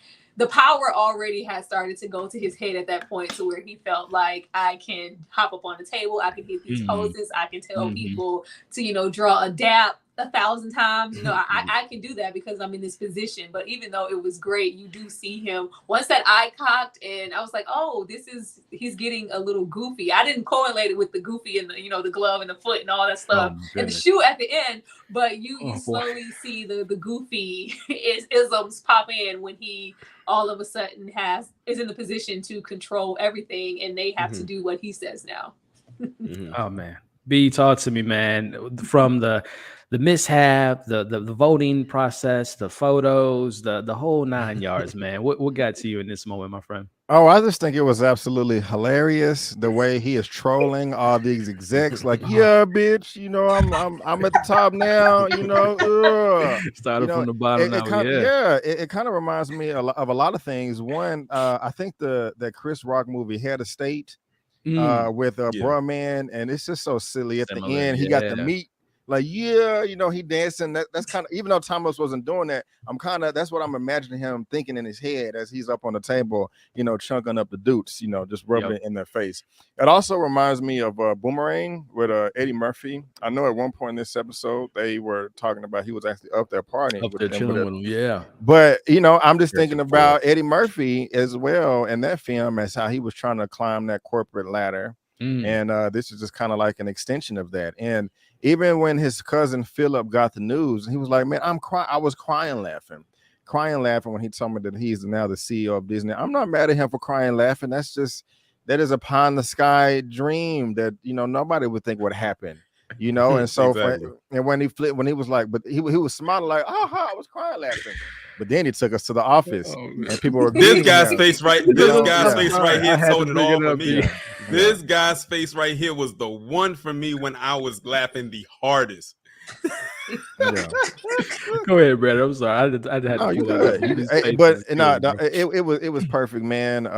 Because I think you couldn't even help but chunking up the deuce like that. You know, if you got into that position, that's gonna happen on reflex. It's sad though. So, like I loved it, but I hated it at the same time, because it's like we are never afforded to be in those type of positions. So the moment that we are like, oh, you lose your mind, like nigga, like, I thought he was gonna like slap somebody. You know that episode when he's like, "Hey, Wu-Tang," I thought he was gonna like go left, but you see the transition. Like it's like I'm in this position, and I finally have the opportunity to do something great, and I do have an agenda that I want to push with this Goofy movie. But I also have some power now. Like, what's up, man? Like it was real extra. Yeah. So funny. So funny. Shout out to Tranway with the super chat. Shout out to Francesca Sloan and Joseph Adcock for writing. So shout out to the writers. Shout out to Donald Glover's direction. Shout out again to the performances. Perfect segue. Maurice still in the chat. Shout out to him who was in this episode, who again he played such a great job as Thomas's son Maxwell. Shout out to him and to everyone that made this episode. It was fantastic. But again, thank you for the super chat.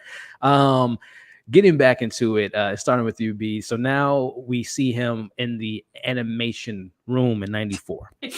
Brandon, when I tell you, man, when the white man came on the crutches, Brandon, and he said, "See, first off, I thought he was gonna be like, you running late? Out. Yeah, like what? Yeah, like what you doing? I did too. I am?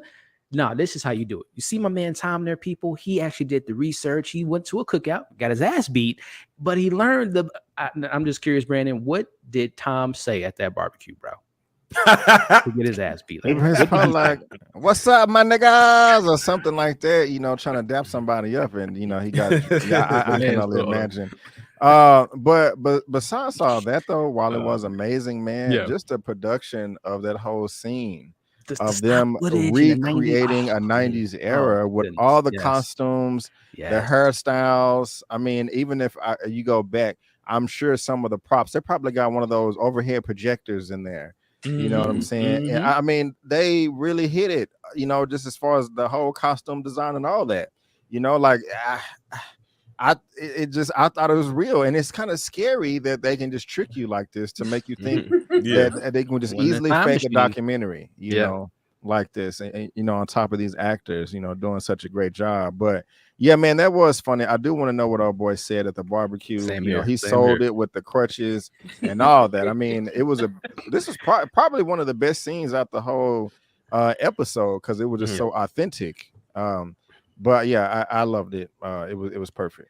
And to Brandon's point, Tyra, and get your thoughts obviously on the animation room, but even like I'm bringing up this Gary guy, all the actors felt like it was real. Like it felt like it affected them, and it felt like it was something they actually experienced. But Tyra, your thoughts on the performances, but also tied into the animation room and how we gonna get the dance. Write this down, draw this. This is how you do it. The whole thing, Tyra. Talk to me. It was great. Like I think it worked so well because they mixed in real like the journalists and Brian McKnight and Sinbad. Like they're mixing in these. I wasn't sure. Like I wasn't sure who was real and who wasn't, but everybody was just so convincing. And then going back to, you know, the props, how layered it was, the hues in the tent, it looked real old 90s footage. I was like, how did they do this? Like, it was really amazing. Like, I was going to be livid if that man was like walking out. I thought he was on his crutches. Like, I don't got time for this. But by the way, what do you think Tom said, Tyra? I'm with B. I think he said what's up, my nigga got messed up. But I loved it. I love that he just spoke on just being animated properly as, Black people, because I can think about all the cartoons that I ever saw. All of it. It's always kind of a shortcoming when it comes to animating Black characters, the way they look, their hair, the way, their gestures. Like I think in my video I mentioned Gerald from Hey Arnold. Like that was my first character that I went like as a Black character. I think he's animated so cool. Gerald has swag. We don't get that all the time, but just I'm trying to think. I don't know what movie came out recently, but it had like multicultural people, and it took them forever just to learn how to animate the hair properly. Like they just, it's it's just crazy. What was it, El Cato? What was the name of that movie last year? Is it Encanto? Encanto, yeah. Was it? Yeah, or just just little things like that, or not even just because he was going in on that dap. Like I need y'all to get this dap right. Like right. He was determined to get that dap right. Oh my god. They don't dap each other up. Like I need y'all to get it right, but it just made me think of all the cartoons that I've watched, and I was like, you can tell that there aren't any because I like that he made it so serious, even though it was a goofy movie, but you can correlate that to just any writer's room where it's, a lot of black people in the movie, but there aren't any Black people in the writer's room. So you have them saying and acting in ways that Black people just don't. So I love that he did that. I thought it was great. Loved it. Tareen, your thoughts on, again, just the animation room. What did Tom say? Did he say, do you guys have something that maybe not as seasoned? This is a little bit too much seasoning on here for me. He was flexing. He wow. The whole time y'all was talking, I was looking in the chat, and someone had actually said in the chat while he was on the crutches. They said because he defended the police getting off for beating Rodney King. Oh, that's why he. Which now makes sense because now we can see why you on those crutches. Okay, so it does also because that was a very very sensitive time for Black people across the nation, not just in LA, especially in LA, but across the nation. They had a lot of Black people riled up.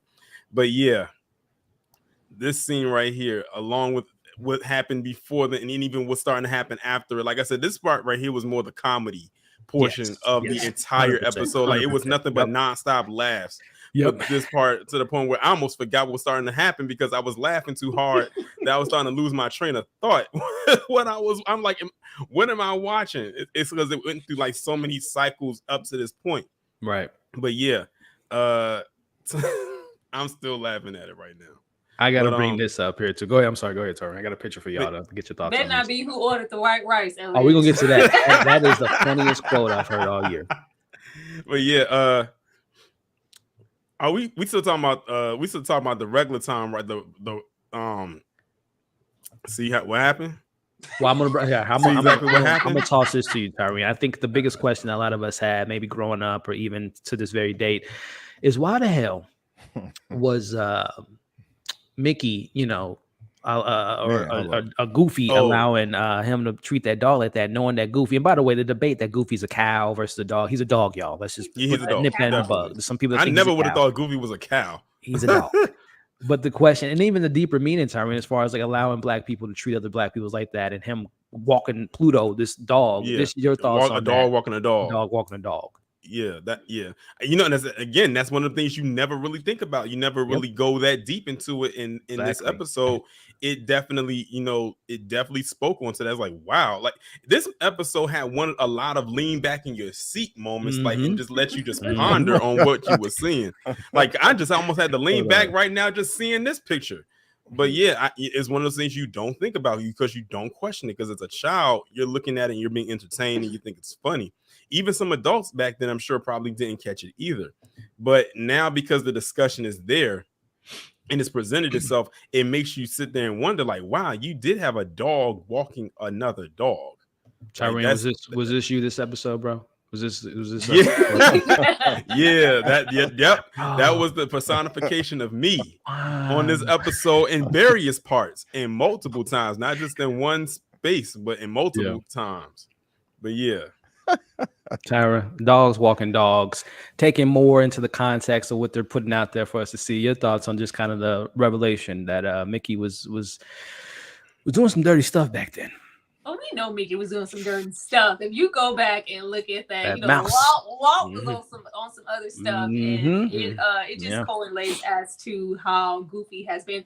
Mickey's always in charge. You know, he's the leader. Don't mess with the mouse. Don't mess with the right. mouse. Even if it was that, it's like even though it's something to be said that you know Goofy is a dog and Pluto is a dog, and it's like you know why are we even if he is you know walking.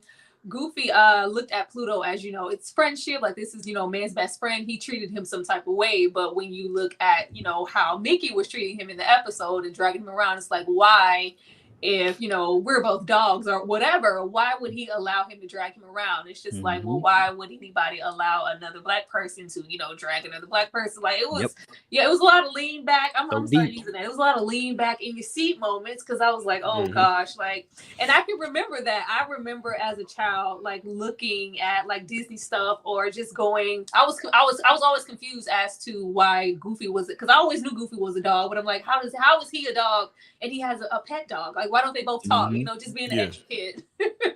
Exactly. Oh my goodness. Oh my goodness. Before moving on, shout out to Ray's with the super chat. More people should watch 100%. Completely side tangent. Brandon, I'm just kind of curious. Do you feel like there's been less attention on this season more so than any other ones? Just kind of, and we'll go around and say, but I want to get your thoughts on that, Brandon. We'll get back to that episode. I'm just kind of curious on what you feel about the lack of conversation around this season for some reason. Definitely. I feel like the conversation has died each season. You know, it seems like when season 1 came out, everybody was talking about this. Right. Like, I mean, everybody was excited about it. It was, I mean, you, Elliot, are the leading. I mean, this is great, but I mean, you know, it was just so many channels talking about Atlanta years ago, but I think reaction now videos, all that stuff. I think it's like we're the 5 or 6 people talking about it online right now. You know what I'm saying? And you're leading the charge. You know, so it's just I don't know why. I guess it was what was it like a 4-year break? I think that's what it was. I think that's what did it. So that's crazy. That's unfortunate because they dropping some gems. You know. Tyra, same question for you. Do you think it was that 4-year hiatus? Do you think it was that season 3 being a little divisive, or people just forgetting about it? The promotion not out there. What do you think is the lack of? That shouldn't matter. Like even with season 3 and me having my feels about it, season 3 is still incredible. Like these are unprecedented things happening on TV. Whether you know, however you feel about the show, like this is like. They're doing amazing stuff. So for them not to get any credit, like I have multiple, like I was getting hit up because I came out with my episode a little later than usual. Like where are we waiting? Like don't nobody else talk about the show. Like I go to Elliot, I go to B, then you know I come here. Where's your video? And I'm like, well, why aren't people? I didn't, because you know we're always beehive mind. We're working. I never took the time to like tie in. Like we are the few. Shout out to 9 out there and a couple other content creators that cover the show too. But it's just like almost like we can count it on one hand, and it's crazy that we are all this color. So that's crazy because Atlanta when it first came out, like it was like the biggest thing like ever. Like it was and Emmys like crazy. Yeah, and the quality of the show and what they have been able to do has only increased. It's only gotten better with time. You know, we do have season 3, but season 3 is still good. But just the gems that they are dropping, like I was hoping that they would go out not only with a bang with the show, but with everybody pretty much recognizing that we're not gonna, get this on the regular. Like we don't have what we got Abbott Elementary. We don't have anything. We don't have anything, and then this is gonna be it, and it's gonna be just not talked about. Like this deserves to be talked about. Like this episode was incredible. We don't get this in cinema. This was great. I agree. Tareen, just your thoughts on the lack of coverage, buzz or cover. Yeah, what do you think of that? What contributes to that? Yeah, like I said, I think also too because like I said, the 4-year hiatus or however long that hiatus was between season 2 and season 3 because it was a huge gap right then. A lot of people like they're not going to wait for so long. It even had me wondering was the show even coming back because I was like, and the thing is like the way it ended, I said I don't like this is a trope that a lot of black shows, especially back in the 90s and even the early 2000s, especially if you was on UPN, it was always a curse that you would end on a cliffhanger. We still don't know what happened to Miles at the end of Moesha. We still don't know what happened to him. We need a band episode with that. We don't know. We don't know if she if she was the one that got pregnant. So it's like it's like it's this thing of the show's ending on a cliffhanger. And that's what I was worried with this one. Like they getting on a plane, it's like, okay, where are they going? And you know, it took them so long to come back. But one thing that I was glad though with all of the actors is that they were all working on something. Right. You know, they were getting that bread. That time. So we didn't have to worry about what happened to the actors. Was there something going on? Was there some drama or issues, anything like that? No, they were just working on other projects, and then they came back. And then season 3 for some people left a bad taste in their mouth too. Yeah. So it was like, okay, y'all left us high and dry for these X amount of years to come back, and that's what you gave us. Now I'm completely done. I don't care how the show ends. I'm done. You had us waiting for so long, and this is what you served us. I don't want it anymore. But season 4 is, like I said, like really, really good. Like I can't really say anything bad about one of the episodes that has come on for the season. Like they have been consistently good every week since they came back. And for them to come back and just pump out season 4 in the same year as season 3 ending, instead of waiting until next year like most shows would do, that's saying a lot, because that's not an easy thing to do, especially for them to just find a slot. Especially for them to like find a slot for them to just cram themselves right there in that spot and say, look, let's just pump this out. Let's just get it out the way. No need for us to, you know, wait a whole nother year, because then we know what will happen. The people gonna be like, oh, we don't want to watch it. And I think that was the idea of to put out season 4 the same year as season 3. Part 1, part 2. Yeah, and that way people will still watch it, because it's like, okay, you gave us a little bit of breathing room at the end of season 3, but now we right back in it. So when I found out that they were coming back with season 4 in September, I was like, wow, we just ended season 3. But you know what? I'll take it. And then they came and hit us and said it's the final season. I was like, oh God, this is really I was like, this is really the end. I said, Alexa, no, let me not say that too loud, because the thing is right. Do you guys the echo's right here. I said, don't let me say it too loud, because it will activate. Huh? What was that? Do you guys get the comments? Because I always get comments like, I don't watch this show. It's too pretentious. It's too much. Like they do too much. Every now and then, So maybe it's a lot of those people that's just not giving the show the fanfare.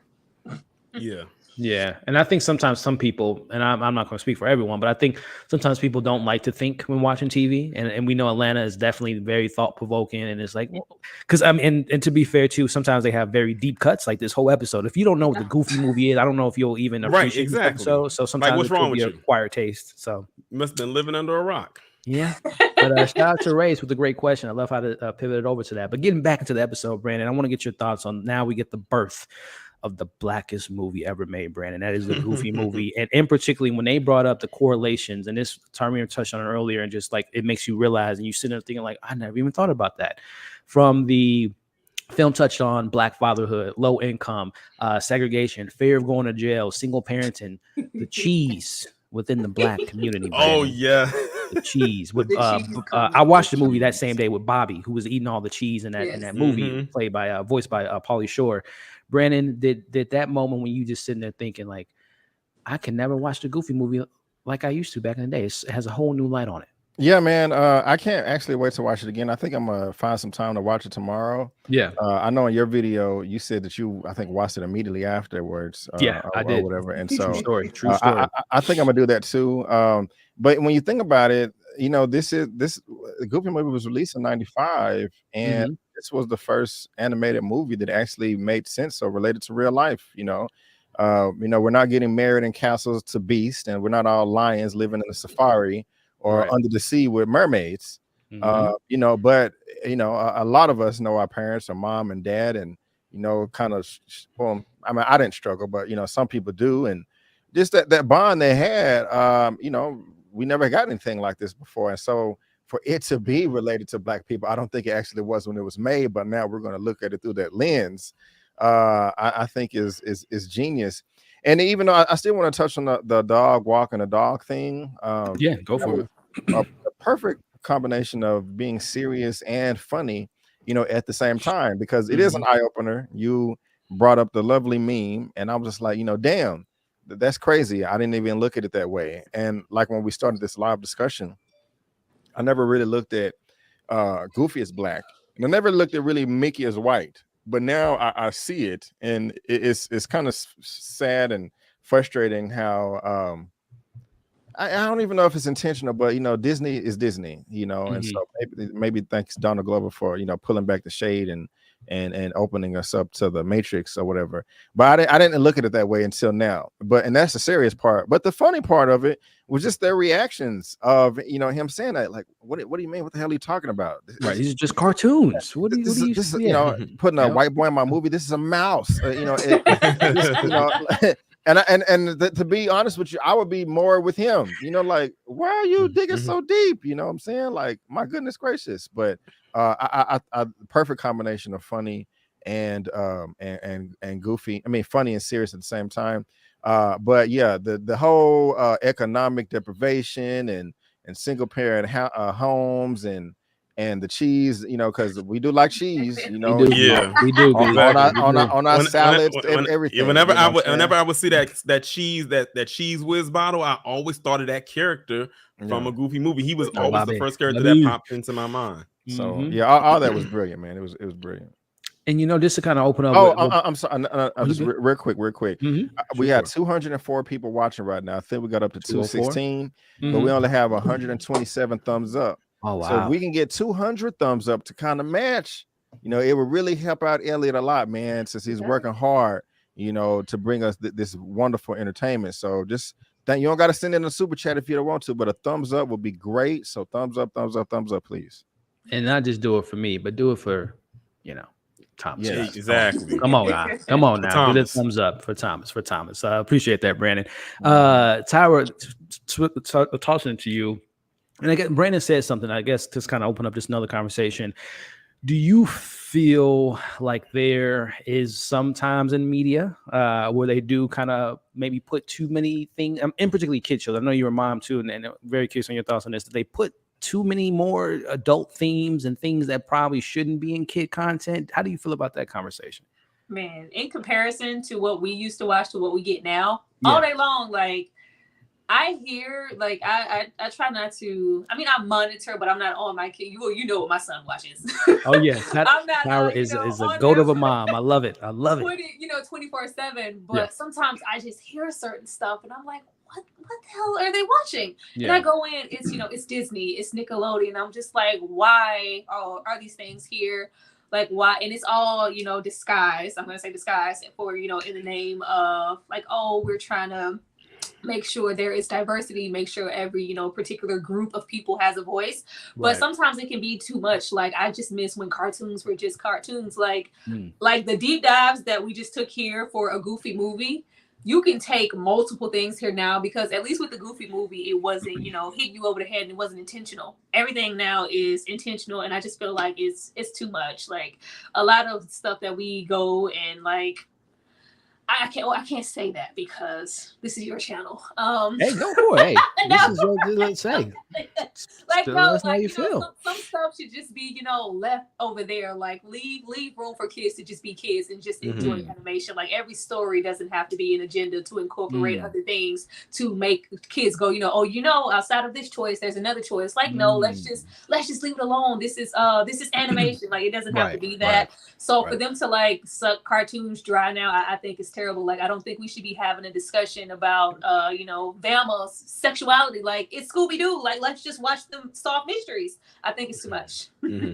Well said. And again, I'm gonna get your thoughts on it too, Brandon, on that conversation. But Tarian, I mean, your thoughts. I don't know if you have any kids or not, but nieces, nephews, or whatever the case may be, or if you consume any of the kids shows today or animated shows. I don't know. Definitely no. I watch Pixar. I watch Disney stuff. I watch some kid friendly stuff. I watch Disney Plus every now and then. I'm trying to think, what was I watching last night? It's brand new on Netflix. It's Wendell in the. Oh, Brandon got a review for that. Yeah. The new animation, and I was watching it with my son, and I was confused by a side character who had, I believe, she transitioned, and I was like, wow, we are here. We're here.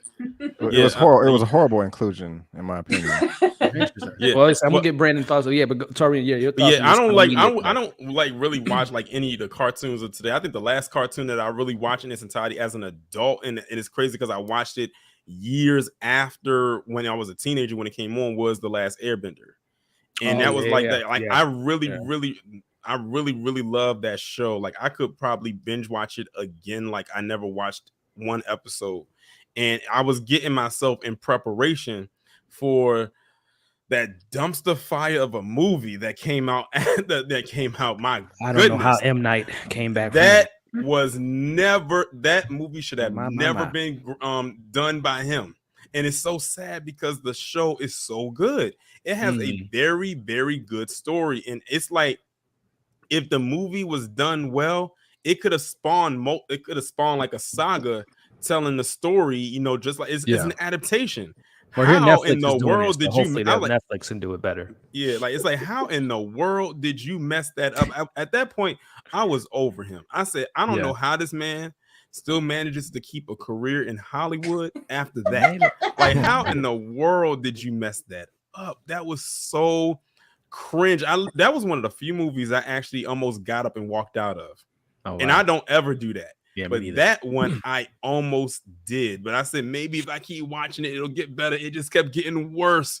But yeah, that was probably one of the last, I guess you could say, animation or cartoons that I watched, that I consumed. And the thing is, it's a good watch as an adult. Yeah, you know, because the story is so good and it's so, like, you know, relatable in some ways, besides, you know, doing all the airbending and firebending and all. That's really cool. The effects is really cool to look at, but the story itself, like, it's a hero's journey. And I like seeing people like where they are at and coming to a resolution. But one thing that I just recently watched on Netflix, and it's not an animation or a cartoon of any kind. It's actually a movie on Netflix that just came out called The Curse of Bridge Hollow. Oh, that's Marlon Wayans, right? With Marlon Wayans and Kelly Rowland, and the actress who plays Erica on Stranger Things. It was a really good movie because it was, you have a 2-parent household, because Kelly and Marlon are married, and the other actress is the daughter, and they're basically going, you know, on this journey to try to end this curse that's taken over this town.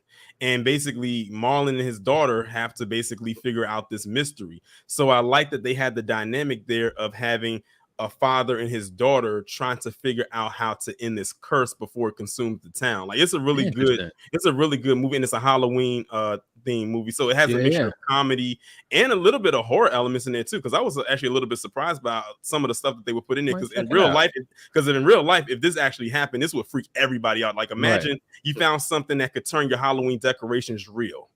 I would love that, actually. That would scare any. That was, and the thing is, the crazy part about it is the town that they moved to or that they live in. Yeah, they love, like, doing a lot of stuff for different holidays. So Halloween, like, almost every house is decorated. So that's like, so they really go all out for it. So now that means that the curse can touch so many decorations and turn. Imagine you have a fake zombie that turns real, or a giant spider that turns real, or little spiders that turn real, or a cat that turns real. Like, it's a really good movie. I actually watched it last night, and I was actually thoroughly impressed with how they did that.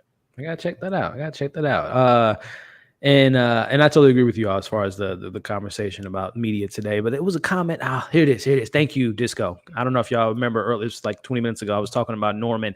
The comment that he left on my review, and this goes back to, he actually said that the irony in Disney Plus won't share my life story through who's the animator I was referring to, the first Black animator in Disney, Floyd Norman. And yeah, so thank you, Disco. I just wanted to bring that up. It was gonna kill me if I didn't find that comment. So thank you. But getting back into the episode, y'all, the Goofy story. Goofy movie. We get into the whole minutia of it all, and before we even get there, Brandon, we get a little bit of his family situation. He finds a beautiful wife. He has his kid Maxwell, who, like we said, was played by Maurice. And just your thoughts on the origin stories, Brandon, how he came about his family and the work and life balance, and just the happy story before it goes tragic. Yeah, I like that. Max and the character in the film matches, Max in this documentary. Right. I don't know if everybody caught that. Maybe it was obvious, maybe it wasn't, but I like that right there. But just kind of like I was saying earlier, man, I just loved it, how the story related to real life, and how they just, one of the Disney execs was saying how much it related to real life with the Green Book. Oh my goodness. And the map that really stood out to me, because in the film, the map was a key pivotal plot Yeah. point Yeah, between man. the characters. You know, it was that was the MacGuffin that helped, you know, strengthen the bond between, you know, father and the son. Because, you know, what if I mean, this is an important moment, you know, with the fishing. You know, they went fishing in real life, but it's not real, you know, but in the film as well. And I don't know if it didn't go well, the fishing trip, it could fail. Or the relationship couldn't thrive as best as it could. It couldn't reach its full potential. His mother was saying, well, this is kind of like, well, I don't want to get into that because that's the bad part. But even tying it into the last episode where Ern takes Vanessa and Lottie to the campsite, they were fishing as well. Yeah. And so there was fishing episode 7, fishing in episode 8, and in the Goofy movie. And so just another way that kind of ties into his real life too. Donald Glover, or at least his you know, his scripted mind. But I liked all that. It was a lot of touching moments. Yeah, no, I agree. I think he definitely wanted to, you know, it seemed like he had a good dad, and he kind of carried that over to his to him, and being excited for Max. And like you said, Brendan, definitely, I don't think it's a coincidence that, again, taking inspiration from someone he looked up to, or someone he wanted to, you know, restructure or show who he really was Goofy, and he wanted to be a good dad, right? So yeah, definitely think there's some connections there. But a conversation that this episode also shines light on, Tyra, and getting back to Brandon after that, and then Tareen, was they showed in the 90s in particular, and we kind of talked about it a little bit, but we talked about it more in an animation form, but black men in media during the 90s, they bring up the masculinity being brought up, and particularly, which skit-wise in Living Color, GOAT status for me, and men on film, and how they relate that to crossover to movies. You have Nino Brown and New Jack City, a classic, and how Thomas, going back to being a father for Max, he wanted someone to be a father figure, to be the, you know, the Winslow, to be the good dad in media, and just tying all that into it. What did you think about that discussion? How they brought that to the table?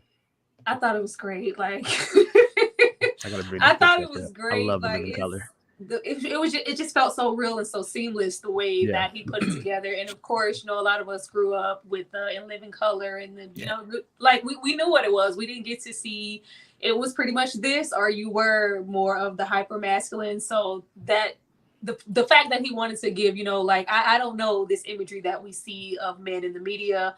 I want us, you know, I want what I know to be out into the masses. I'm a good dad. My dad was a good dad to me. We used to go fishing. I want the Goofy character to display this.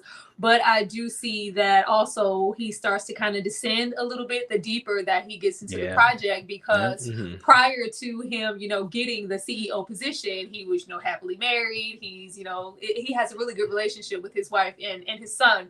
But the further and further he gets more into that Goofy behavior, and he becomes, you know, a totally different character, because he's putting so much pressure on himself to like, this is for the culture. This isn't just, you know, about the imagery for me and my son or something to pass down. This is for, you know, all the, you know, black men, black women, black kids, just everywhere. Like, this meant so much to him that he just started to lose it, and he becomes kind of unrecognizable to the people around him. And some people, not to get into this rabbit hole, but I saw some people in the comments refer to how maybe what's going on with Kanye right now, or Ye, I'm sorry, and correlating to that. Shout out to Nino Brown. Yeah. Lost soul. Tareen, your thoughts, man, on this kind of, again, man, I can't stress enough. We can be here for another 4 hours just talking about how deep dive they went into, but just your thoughts on how they talked about media back then, and shining the light on what Thomas was trying to do with media now. Yeah. I was just getting ready to say that. That's kind of how it is now. Like how a lot of black men get pigeonholed into certain realms and certain boxes. Like, you know, you put up that picture from Men on Film, then you put up the picture of Nino Brown in New Jack City. That's literally the two lanes that they had for black men in the media back then. So when, you know, you talk about how with the Goofy movie and having a father there, you know, to raise, you know, his son and, you know, be in his son's life, even as a single parent dad, which was also something that was a different lane, because whenever they talked about the single parent, it was always the single mother. You never really heard it from the aspect of the single dad, like what it was like for him to raise a child on his own as a father, and then raise a teenage boy at the same time. So I thought that was very interesting too. Again, something, you know, as kids, we would have never picked up on that back in the day. And I thought, except for maybe a child that probably did not have their dad in their life, that's probably the one that probably would have picked that up. But I guess for those of us who had their dad in their life or had both parents, it wasn't, it really didn't hit or resonate with us. But then how they fleshed it out in this episode is like, okay, now I see exactly where it is. And then, of course, he has his own son in real life whose name is Max. Of course, we know he named him Max and had the character be Max in the movie. And now it's like at this point, now he's become so encapsulated with this movie that now he feels like he's living it, like he's living this real life Goofy movie in real life, to the point where he can't even separate fantasy from reality, leading to his downward spiral. Right. Well said, and definitely it consumed him to try to get this message out there. He kind of lost what made him be who he is. And again, shout out to Maurice, who out there did a good job of portraying Maxwell. And talking about Brandon, I know you mentioned in your breakdown, man, as far as the how the older he got, he started to realize what his dad was trying to put out there in the movie, right? With Max doing the performance and all. Well, Brandon, I'll just have you allude to, like you said in your review, just kind of that position that they want Black people to be in, performance art and all that different stuff. Yeah, that's crazy because he was obsessed with the fact that, okay, I got to do this, I got to do that to get the girl.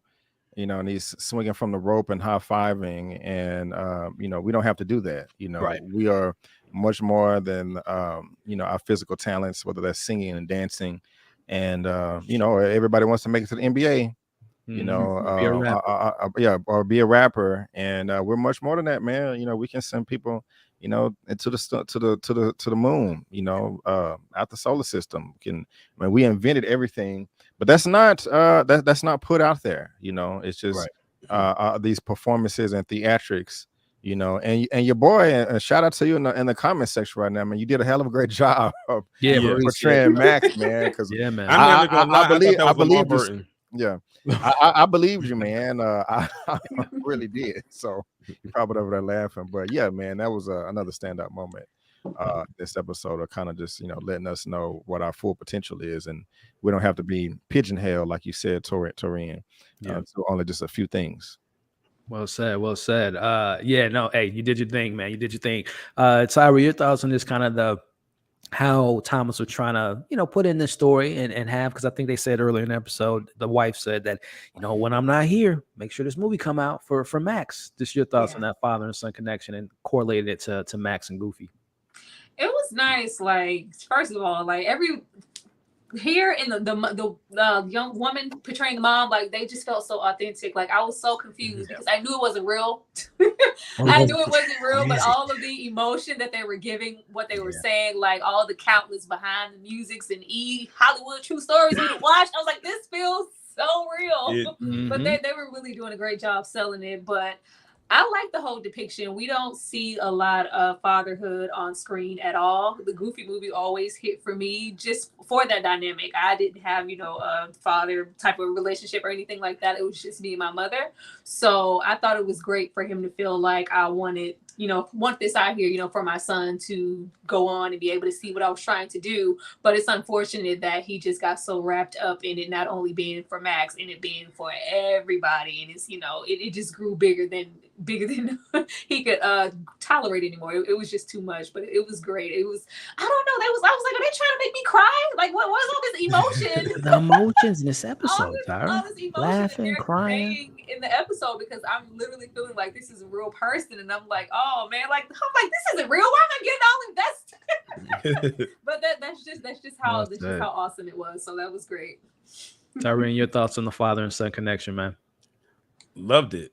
I had no complaints with that at all. I like how he correlated his real life with his son and then incorporated it into the movie, even down to them fishing. Like, because that was a scene in the movie as well with them going fishing. And then I like how realistic they kept it, where you have your teenage son who's not trying to do everything with his dad, because that's that age where they're trying to break away from that. They're trying to like find themselves, get a little bit of independence, be with their friends and things like that. They're not trying to be under the thumb of their parent. And we all went through that rebellious stage. That's basically what it is. So I like that they kept that sense of realism there at the same time, while also keeping their child grounded and not letting them get too far out there.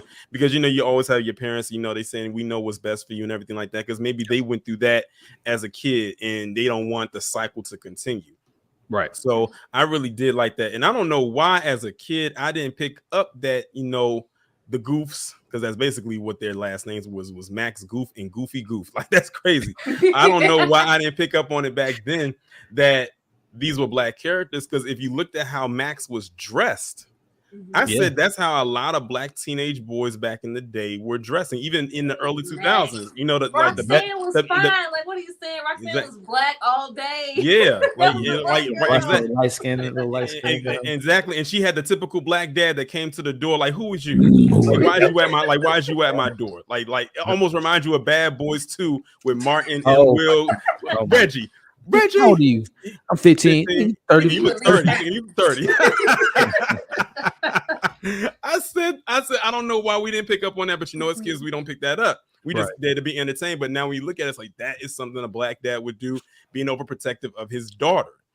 You know, not even that. I also thought about the relationship between not Max and his father, but the parallel relationship. What's the other character? His best friend. Oh, oh my goodness, PJ. Yes. PJ. Yeah. Yes, PJ, and it kind of being a negative representation of, you know, how he kind of treated his son and how combative he was in comparison to how, you know, sensitive and, you know, domineering that Goofy was. Like, it was so many parallels that it was like, it was clicking as to why out of all of the Disney movies, this is one of the few that we went like, oh, this is our movie, because it's just we didn't know. I didn't know that Goofy had all of this subtext. Like, it's all over the movie all of a sudden. Yeah. Pete's wife was bad as hell. We got to have a good laugh. I'm gonna try to play this. I'm not gonna play it too long, so I don't want the stream pulled down. But I got to pull up the best quote of this episode. Let me know if y'all can hear this. This to set up the scene. This is the animator talking about how it was Janet Jackson, Harrison Ford, all the Arsenio Hall, and he was working 18 hours, hand was bleeding, and he had enough, so he went into his office, poked his head around the corner, and this is what he said. Poked my head in. Thomas went, "Who ordered the white rice?" Who ordered the white rice? Right. Man, B. Was it just me, or was this one of the funniest moments of the episode, man? Yes, it definitely was one of the funniest moments, because that's what they be doing to us, right? When we stick our head in, when we trying to drop off the folder or the file or do right. Man, it got dark in here, or like who pulled the shades down, or who burnt the toast. Some ridiculous little things. So that was definitely a petty jab back at the system. A little FU. So that was crazy. Tyra, your thought, and I guess before I go to Tyra, I also it's a very funny moment, but also, I mean, come on, the GOATs, Brian McKnight, Sinbad, who, correct me if I'm wrong, y'all, this is the first time I think he's been on the screen since he had a stroke in 2020. Mm-hmm. Yeah, seeing that, Brandon, Tevin Campbell, man. I mean, this episode, that part right there, that was it for me. Out. That was the part. That was the part right there that had me. That whole little story. Oh my goodness! Because we was wondering if they was going to mention. That's like, you can't talk about a Goofy movie and not mention Tevin Campbell. He is a huge part. We was like, he's a huge part of why this movie is so successful. That music. I said, why was Harrison Ford there? We got Harrison Ford was always black card. I didn't know. A little down, had his little earring in. Oh, that's true. That's true. That's true.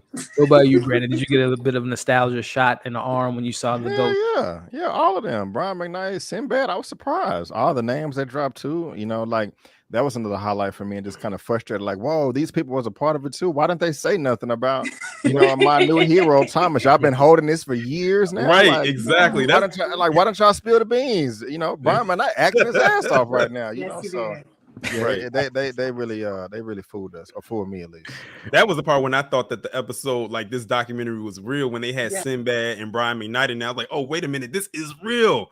I'm thinking that this is a parody, but I was like, wait, they got Brian McKnight and Sinbad in here? I said, if they mentioned Tevin Campbell, then I know it's real. And then what do you know? They brought in Tevin Campbell. They mentioned Tevin Campbell, and the story how they told it felt real when they said that Brian McKnight was asked to do a song or some songs for the movie, and he was like, I don't know how it's going to really work because I do a certain type of song. I don't know if it will relate to young teenagers or kids.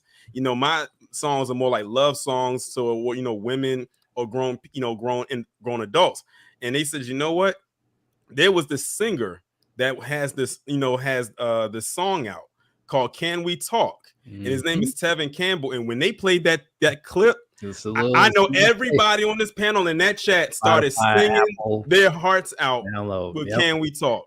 Brandon did it on his review. He had he did a whole little concert. Man, so check out Brandon's video. Yeah, I want to see my man. And I said they mentioned it. I said if they bring Tevin Campbell up in here into this documentary and interview him, I will completely lose it. I said Tevin Campbell, if he is out there listening, he has no idea how much of an impact messages and he had on the Black community back in the day. Yeah, as a whole, especially us as kids, you know, watching that movie, that Eye to Eye song lives rent free in my head. I tell you, when that episode was over, I went on YouTube and cranked that thing up. Tyra, talk to me. How'd you feel about the GOATs, Sinbad, Brian McKnight, Janet Jackson being in the building, Harrison Ford, and then the one and only Tevin Campbell? I mean, ditto everything everybody said. Like it felt. I had to draw back because I was waiting on him to mention the song. I was hoping that Tevin Campbell would actually pop up since we had all of these, all these other people here. He was busy. But the fact that it made me go, and I was like, after I finished this, I want to go see who wrote on it, who was in the writer's room, who did, most of the production for this film, because it does feel more like a Black film. Like, who was in the room to go, you know what, this is, it sounds poppy. We need to get maybe a more, a Black artist, because I think Powerline was designed, like, modeled after, like, Bobby Brown. Yeah. Like, who thought of that? Like, I went down a rabbit hole and I got lost. Me too. But it was just all that. It was so good. It was so good. Speaking of Tevin Campbell, there was back in the earlier like D23, because I don't think the D23 convention has been around that long. But back in one of the earlier ones, when they would like just confined to like a little small space before it became what it is now. They actually surprised the audience with Tevin Campbell, and he came out and he performed Eye to Eye right there in front of the crowd, and everybody lost their minds. Even the execs was going crazy. So I said that just shows you how much of an impact Tevin Campbell had on the culture, especially with that song in particular. Yep, I couldn't agree. I'm gonna pull it up here. This is a self-plug from my man Brandon. He actually pulled that. B, you had me screaming at you for like the first two. I was like, B, cut on the sound. B, we can't hear. I was yelling. Oh, my bad. And I'm telling y'all, if y'all want to see Brandon perform, he did a performance, y'all. He got it on his channel. Yeah, this is from Brandon's channel here. He actually played it in his video. So he already knew the vibes. So shout out to B. That's the moment that Tyrion was referring to here. Yep, that's the one right there. Shout out. So yeah, definitely check him out. Guys, we're wrapping up the episode here, and I don't want to, we had the laughs, we got goofy with it, but things get dark. Yeah. And particularly Frank, he talks about how, the budget's getting high, the execs are questioning him, they're trying to push him out of the door because he's just doing too much. They gotta take this man down. So Tyrion, we find out they offer him $75 million. He says, nope, I don't want it. Keep that money and shove it, where. And my man's like, I gotta put this out there, I gotta finish it. And lo and behold, things get dark. Tyrion, the broken goofy laugh and all on man. When he did that, everybody was like, that was probably the funniest part of the whole dark part sector of this episode, was when that guy did that the goofy laugh, the broken laugh. When I saw that, and it got to this point of the episode, I said, when I know that when it comes to stuff like this, you're always going to have the good, sometimes maybe a toss up with the beginning, it could be good or it could be bad. Then with the middle part, it was really good. It was a lot of high energy. But then once you get towards the end, that's when it's like, I called it. I said, we about to enter the dark part of the episode. And when they went dark with it. Like, I mean, what didn't they cover? I mean, they said, him diving into alcoholism, abuse, like, domestic abuse, even him son, like hitting his son, hitting his wife, being out all hours of the night. Did you mention Adina Howard thing? I think Adina, he was hanging out with her before he went dark. Yeah, hanging out. Yeah, hanging out. Right. That was back when Adina was singing "Freak Like Me." Oh, boy. But yeah, so it's like it really took a downward spiral for him, and it's like, that's what a lot of these execs and stuff like that, and he had a lot of pressure on him because he felt like he had a reputation to maintain for various different people. Like he felt like he was doing a service to the Black community while also doing a service to the greater society at the same time, and it was probably weighing too much on him, but he didn't want too much help. It's almost like he wanted to be Superman and try to do every single thing. And like someone said in the chat, he had the FOI. Yep. He had the FOI as security. Which my theory is, I think that's how he's gonna come back in this season, y'all. I think he's gonna be right. I'm Tyra. We'll see if he'll come back with them a little bit later. Actually, hold on, before Tyra, I don't want to cut you off, but I want to just play that scene, that broken laugh. I just had to pull it up. It was pretty haunting. So you guys been warned at home. Put your kids to bed or put them away because this gets scary here. Did this chilling laugh.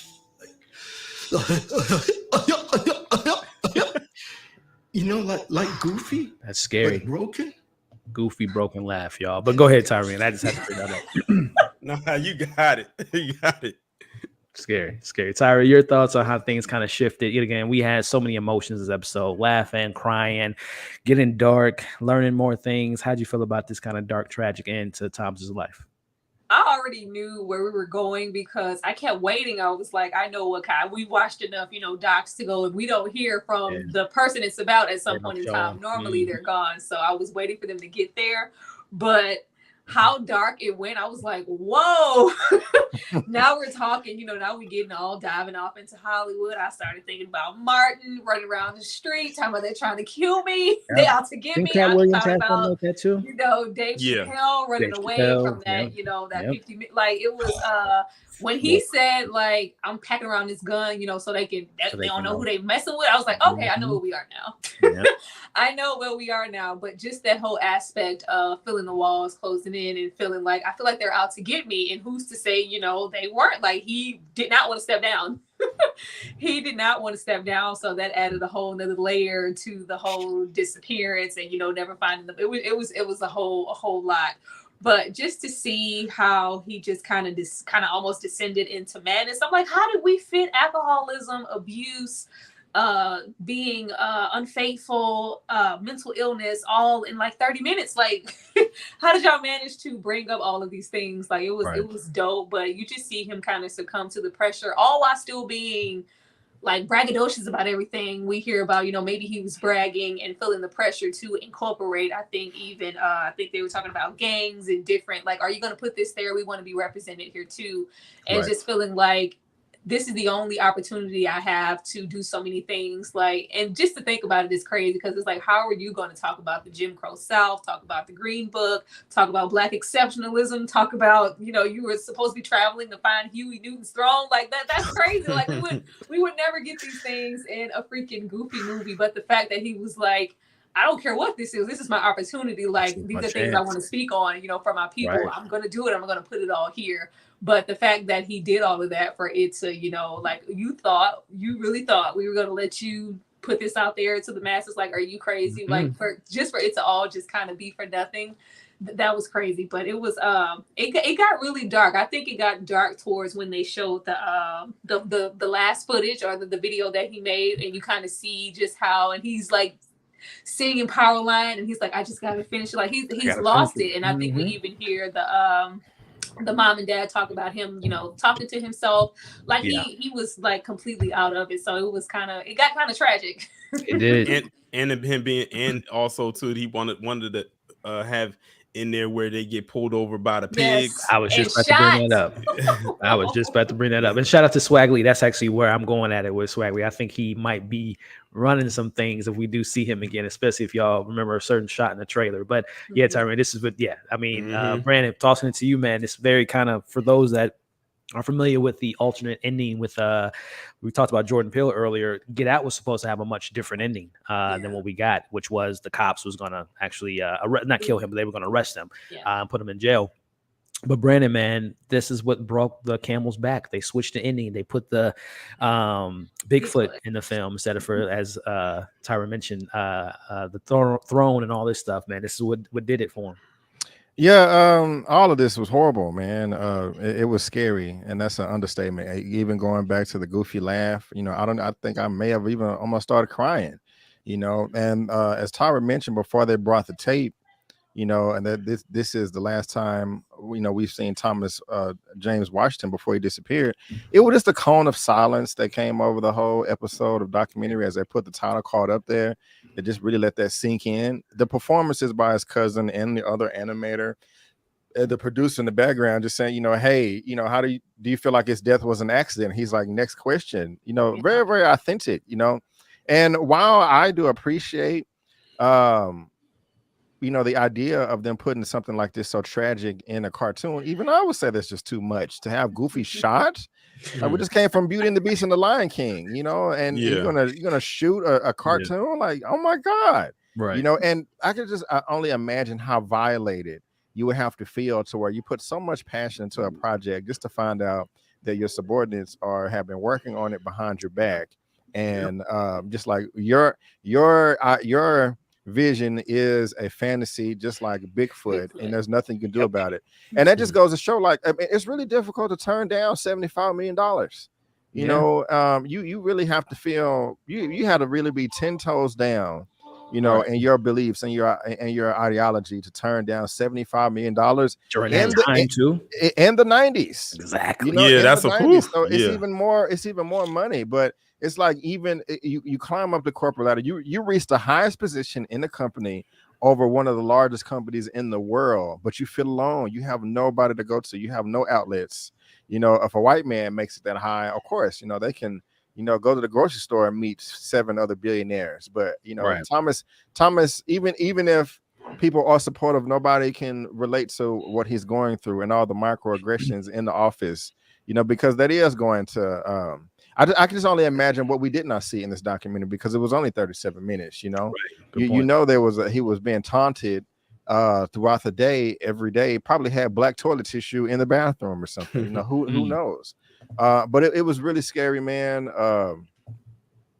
Just how convincing it was at the end, and they really got me right here, because this was sad. I thought it was real. Don't be playing with me like that, Right.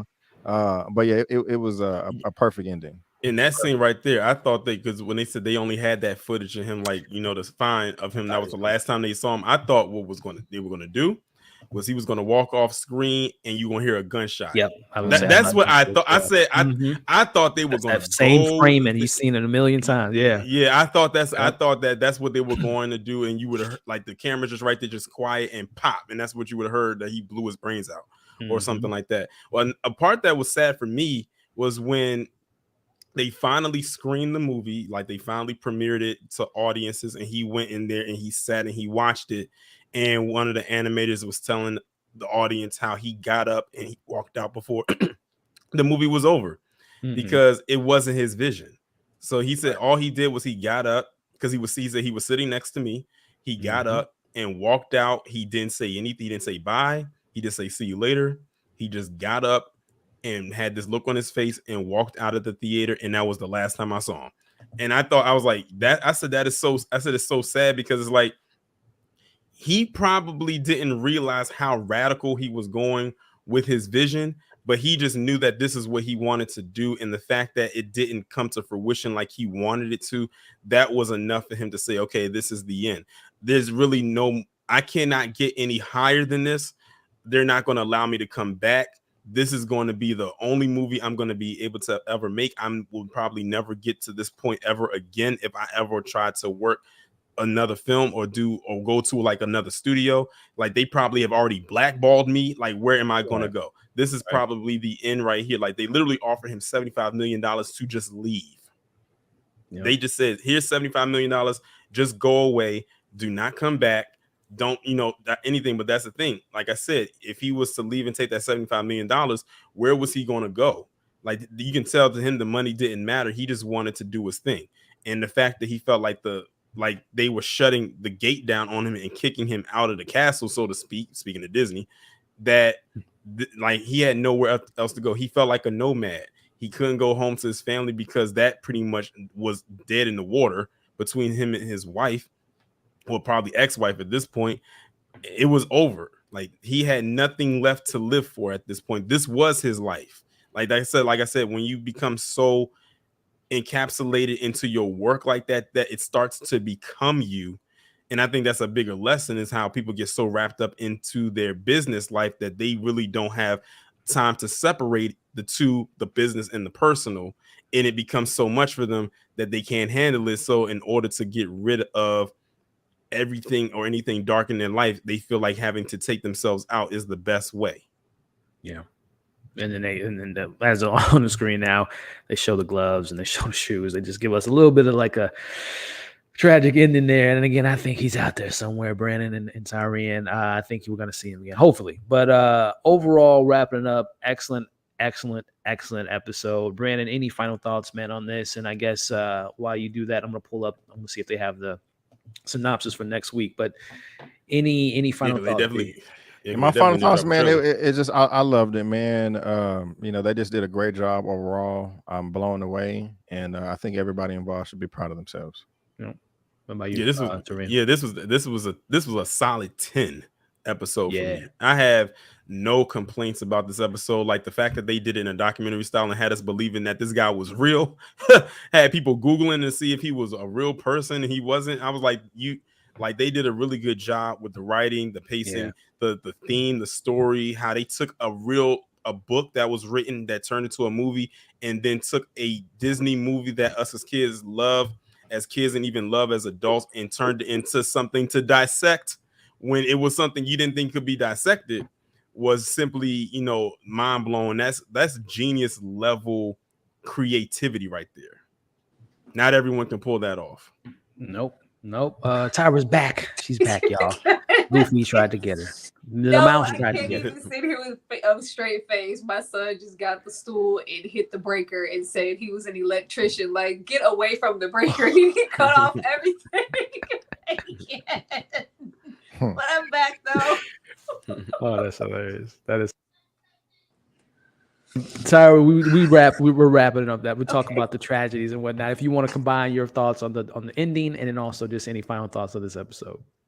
I thought the ending was great. Like, I love how they tied together the fishing trip with Max, and him kind of dangling over the waterfall, Max saving him in comparison to him just pretty much coming to the realization that the movie that I wanted is not what I'm going to get. And it's kind of perceived as maybe he just, because he's like, I ran out to get him and he just disappeared. Like, I couldn't find him. We never saw him again.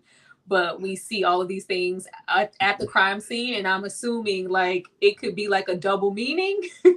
It could be, he got away and he's, we might see him again, like Elliot said. And, he dumped off all, like, I'm throwing all this Goofy. No more Goofy. I'm no longer Goofy. Right. I'm throwing all of this Goofy, all these assets, the glove, the shoes in the lake, or he could have jumped in. We don't know. But I like that even though it broke up their marriage, the wife and the son pretty much understood the vision of what he was trying to do. I thought it ended really beautiful. This was a very touching episode. It had so many different layers and gave a lot of emotions.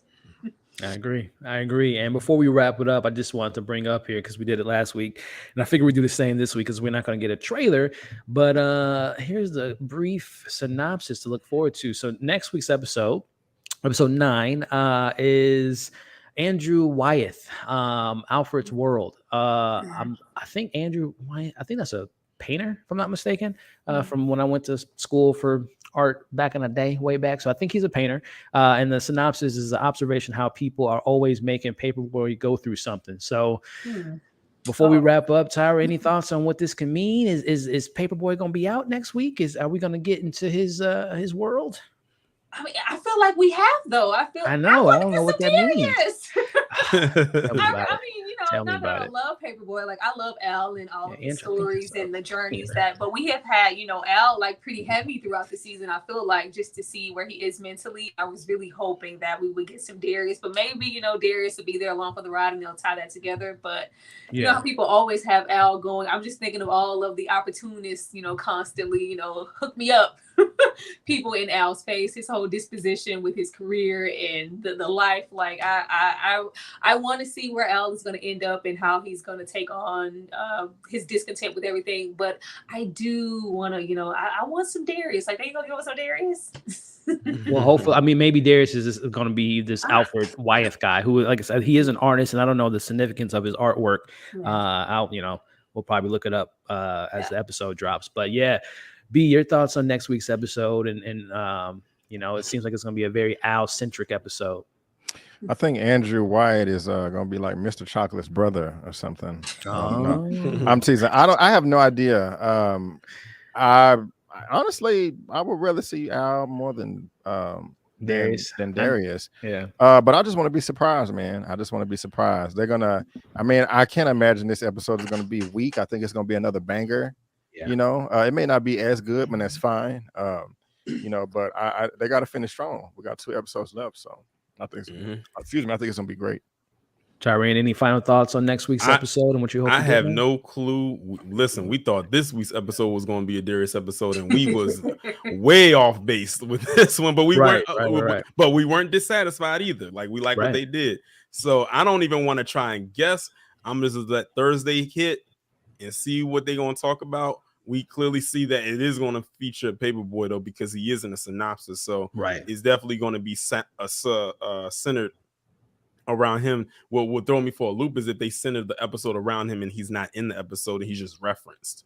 And again, it could be through Darius's eyes. And again, shout out to Disco Ball. I think, if y'all remember in the trailer, there is a shot where he's on a tractor, and also going back to the Crank That Killer. What is it? Safe Arm. He might get a safe arm. He might. I've been thinking Al's going to die this whole season. Maybe he's going to just have a happy ending and go off on a farm and maybe throw away his career because he's tired of it. I don't know. We'll see. I'm still stuck on that. I'm still stuck on that boy being thrown through that glass. Oh my goodness! Oh, hey, Roberto, keep an eye out for Roberto, y'all. He might be coming for him. That scene will forever be funny to me. He might be coming. What if Thomas? I was going to bring that up earlier, but I don't think that's him unless he got like reconstructed face surgery. But that would be wild. But listen, this episode gave us 2.5 hours of great discussions, and I can't thank my guest enough, the special guest, for joining me today. And hopefully we can link up next week to talk about this 9th episode. But before we wrap up, I want to give it to Tyra first because I want to give her a quick congratulations for her 9K that she recently crossed. That her son might check out the internet again, but hopefully she'll come back in. So we'll toss it to B first, who recently, congratulations to him, who recently crossed 40,000 on his way to 50,000 on its way to 100,000, and so on and so forth. So, Tyra, is she back? Can you hear me? Oh, she's getting situated. Brandon, I'm gonna have you outro out, my friend, and again, let the people know where they can find you. And are we getting a movie roundup show tonight, my friend? Yes. Well, thank you for having me, Elliot. Great episode, great discussion, and great people in the chat. And so I'm really happy to be a part of it. And of course, if you have me, I'm here next week and the week after that. And so, you can, follow me on social media, guys, Instagram, or subscribe to my YouTube channel. Like Elliot said, I just passed 40,000 subscribers, and I'm really trying to pass 50,000 subscribers. And so, just subscribe if this is your first time finding me. I do movie reviews. I do spoiler movie reviews. I do series reviews. I have a weekly movie news roundup show that I will be hosting today. If you just scroll, if on my home tab, every Sunday, 6:30 p.m. CST, I compile all the movie news and just have a show kind of like how Elliot's doing right now. I just have a number of guests come on and we just talk about all the movie news for the past week. And I also do TV recaps as well for just various shows that are streaming on television. So subscribe. I'm trying to get to 50K, and I would love for you to be a part of the family.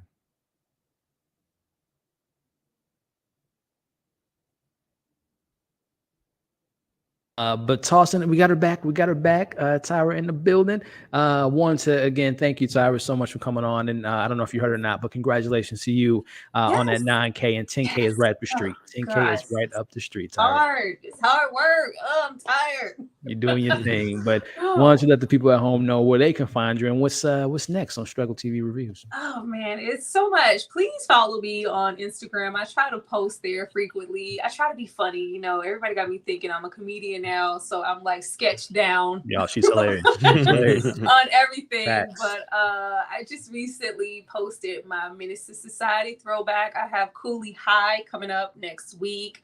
I also have this indie movie, Newlyweds, that should be dropping today. I want to do a catch-up for Interview with a Vampire because that show needs to be discussed and I don't see anybody talking about it. But next week, I have all album reviews. I'm doing It's Dark and Hell is Hot. I'm doing The Score by the Fugees. And I also have The Love Below coming up. People are paying for albums. So be sure to come out and check that out. My album reviews are just as good as my movie reviews. So be sure to subscribe. Help me get to my 10K, please. The corner. And last but certainly not least, my man Tyrion coming through, dropping the nuggets, dropping the good beats, and is sharing his opinion on this great episode, man. Thank you so much for coming on. And if you know, of course, if you're available next week, we'd love to have you on again, my friend. I most definitely will. I'll be available next week and the week after. You know, in the week after, in 2 weeks. That's in 2 weeks. We that might be damn near a marathon. You know, that's the last episode, so it's gonna be bittersweet. Oh man, go bring the tissues, guys. But another congratulations for another great person, a great content creator. He not only crossed 50K, he's at 51 on his way to 60. So shout out to you. Why don't you let people know where they can find you and what you got lined up this week, man? All right. Well, you can find me on Torian Rain Reloaded. That is the name of my channel. I usually upload 3 videos a day, except on Fridays where I do 2 videos and a live stream, and on Saturday and Sunday I do 1 video per day. Tomorrow's video, since it is Halloween, I do actually have like 3, I guess you could say, Halloween centered stories. One of them is talking about these teenagers who went to a Six Flags Fright Fest and thought it would be a good idea to come in blackface and post the video on TikTok. I also have a story time video that's usually videos where I talk about something related to me, and it's going to be called The Scariest Dream I Ever Had. It's crazy because it actually happened this year, so it was more like a nightmare. Then the last video I'm going to be talking about on tomorrow will be about how you have these parents out here who think it's a good idea to have their children dress up as Jeffrey Dahmer for Halloween.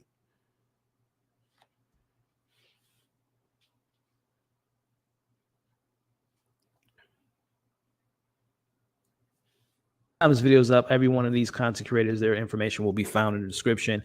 Show them some love and support this week. Like I said, Tyra's on 10K. My man B's on 50. Tyrion's on his way to 60. So definitely show them some love and check them out. This week for me, later tonight, we'll talk on the White Lotus premiere. And throughout the week, I can't remember. Oh, Enola Holmes. And the next week, we all know what's coming out. And that is Black Panther. That means you got to get emotional twice next week. Tissues, man. So definitely keep an eye out for all that content. But again, for myself, Tarian, Brandon, and Tyra, thank you all so much for the support. We had almost 230 people in here at one point and got some super chats and some thumbs ups and all that good stuff. So I appreciate y'all. Y'all have a good rest of your Sunday. And before we head out, man,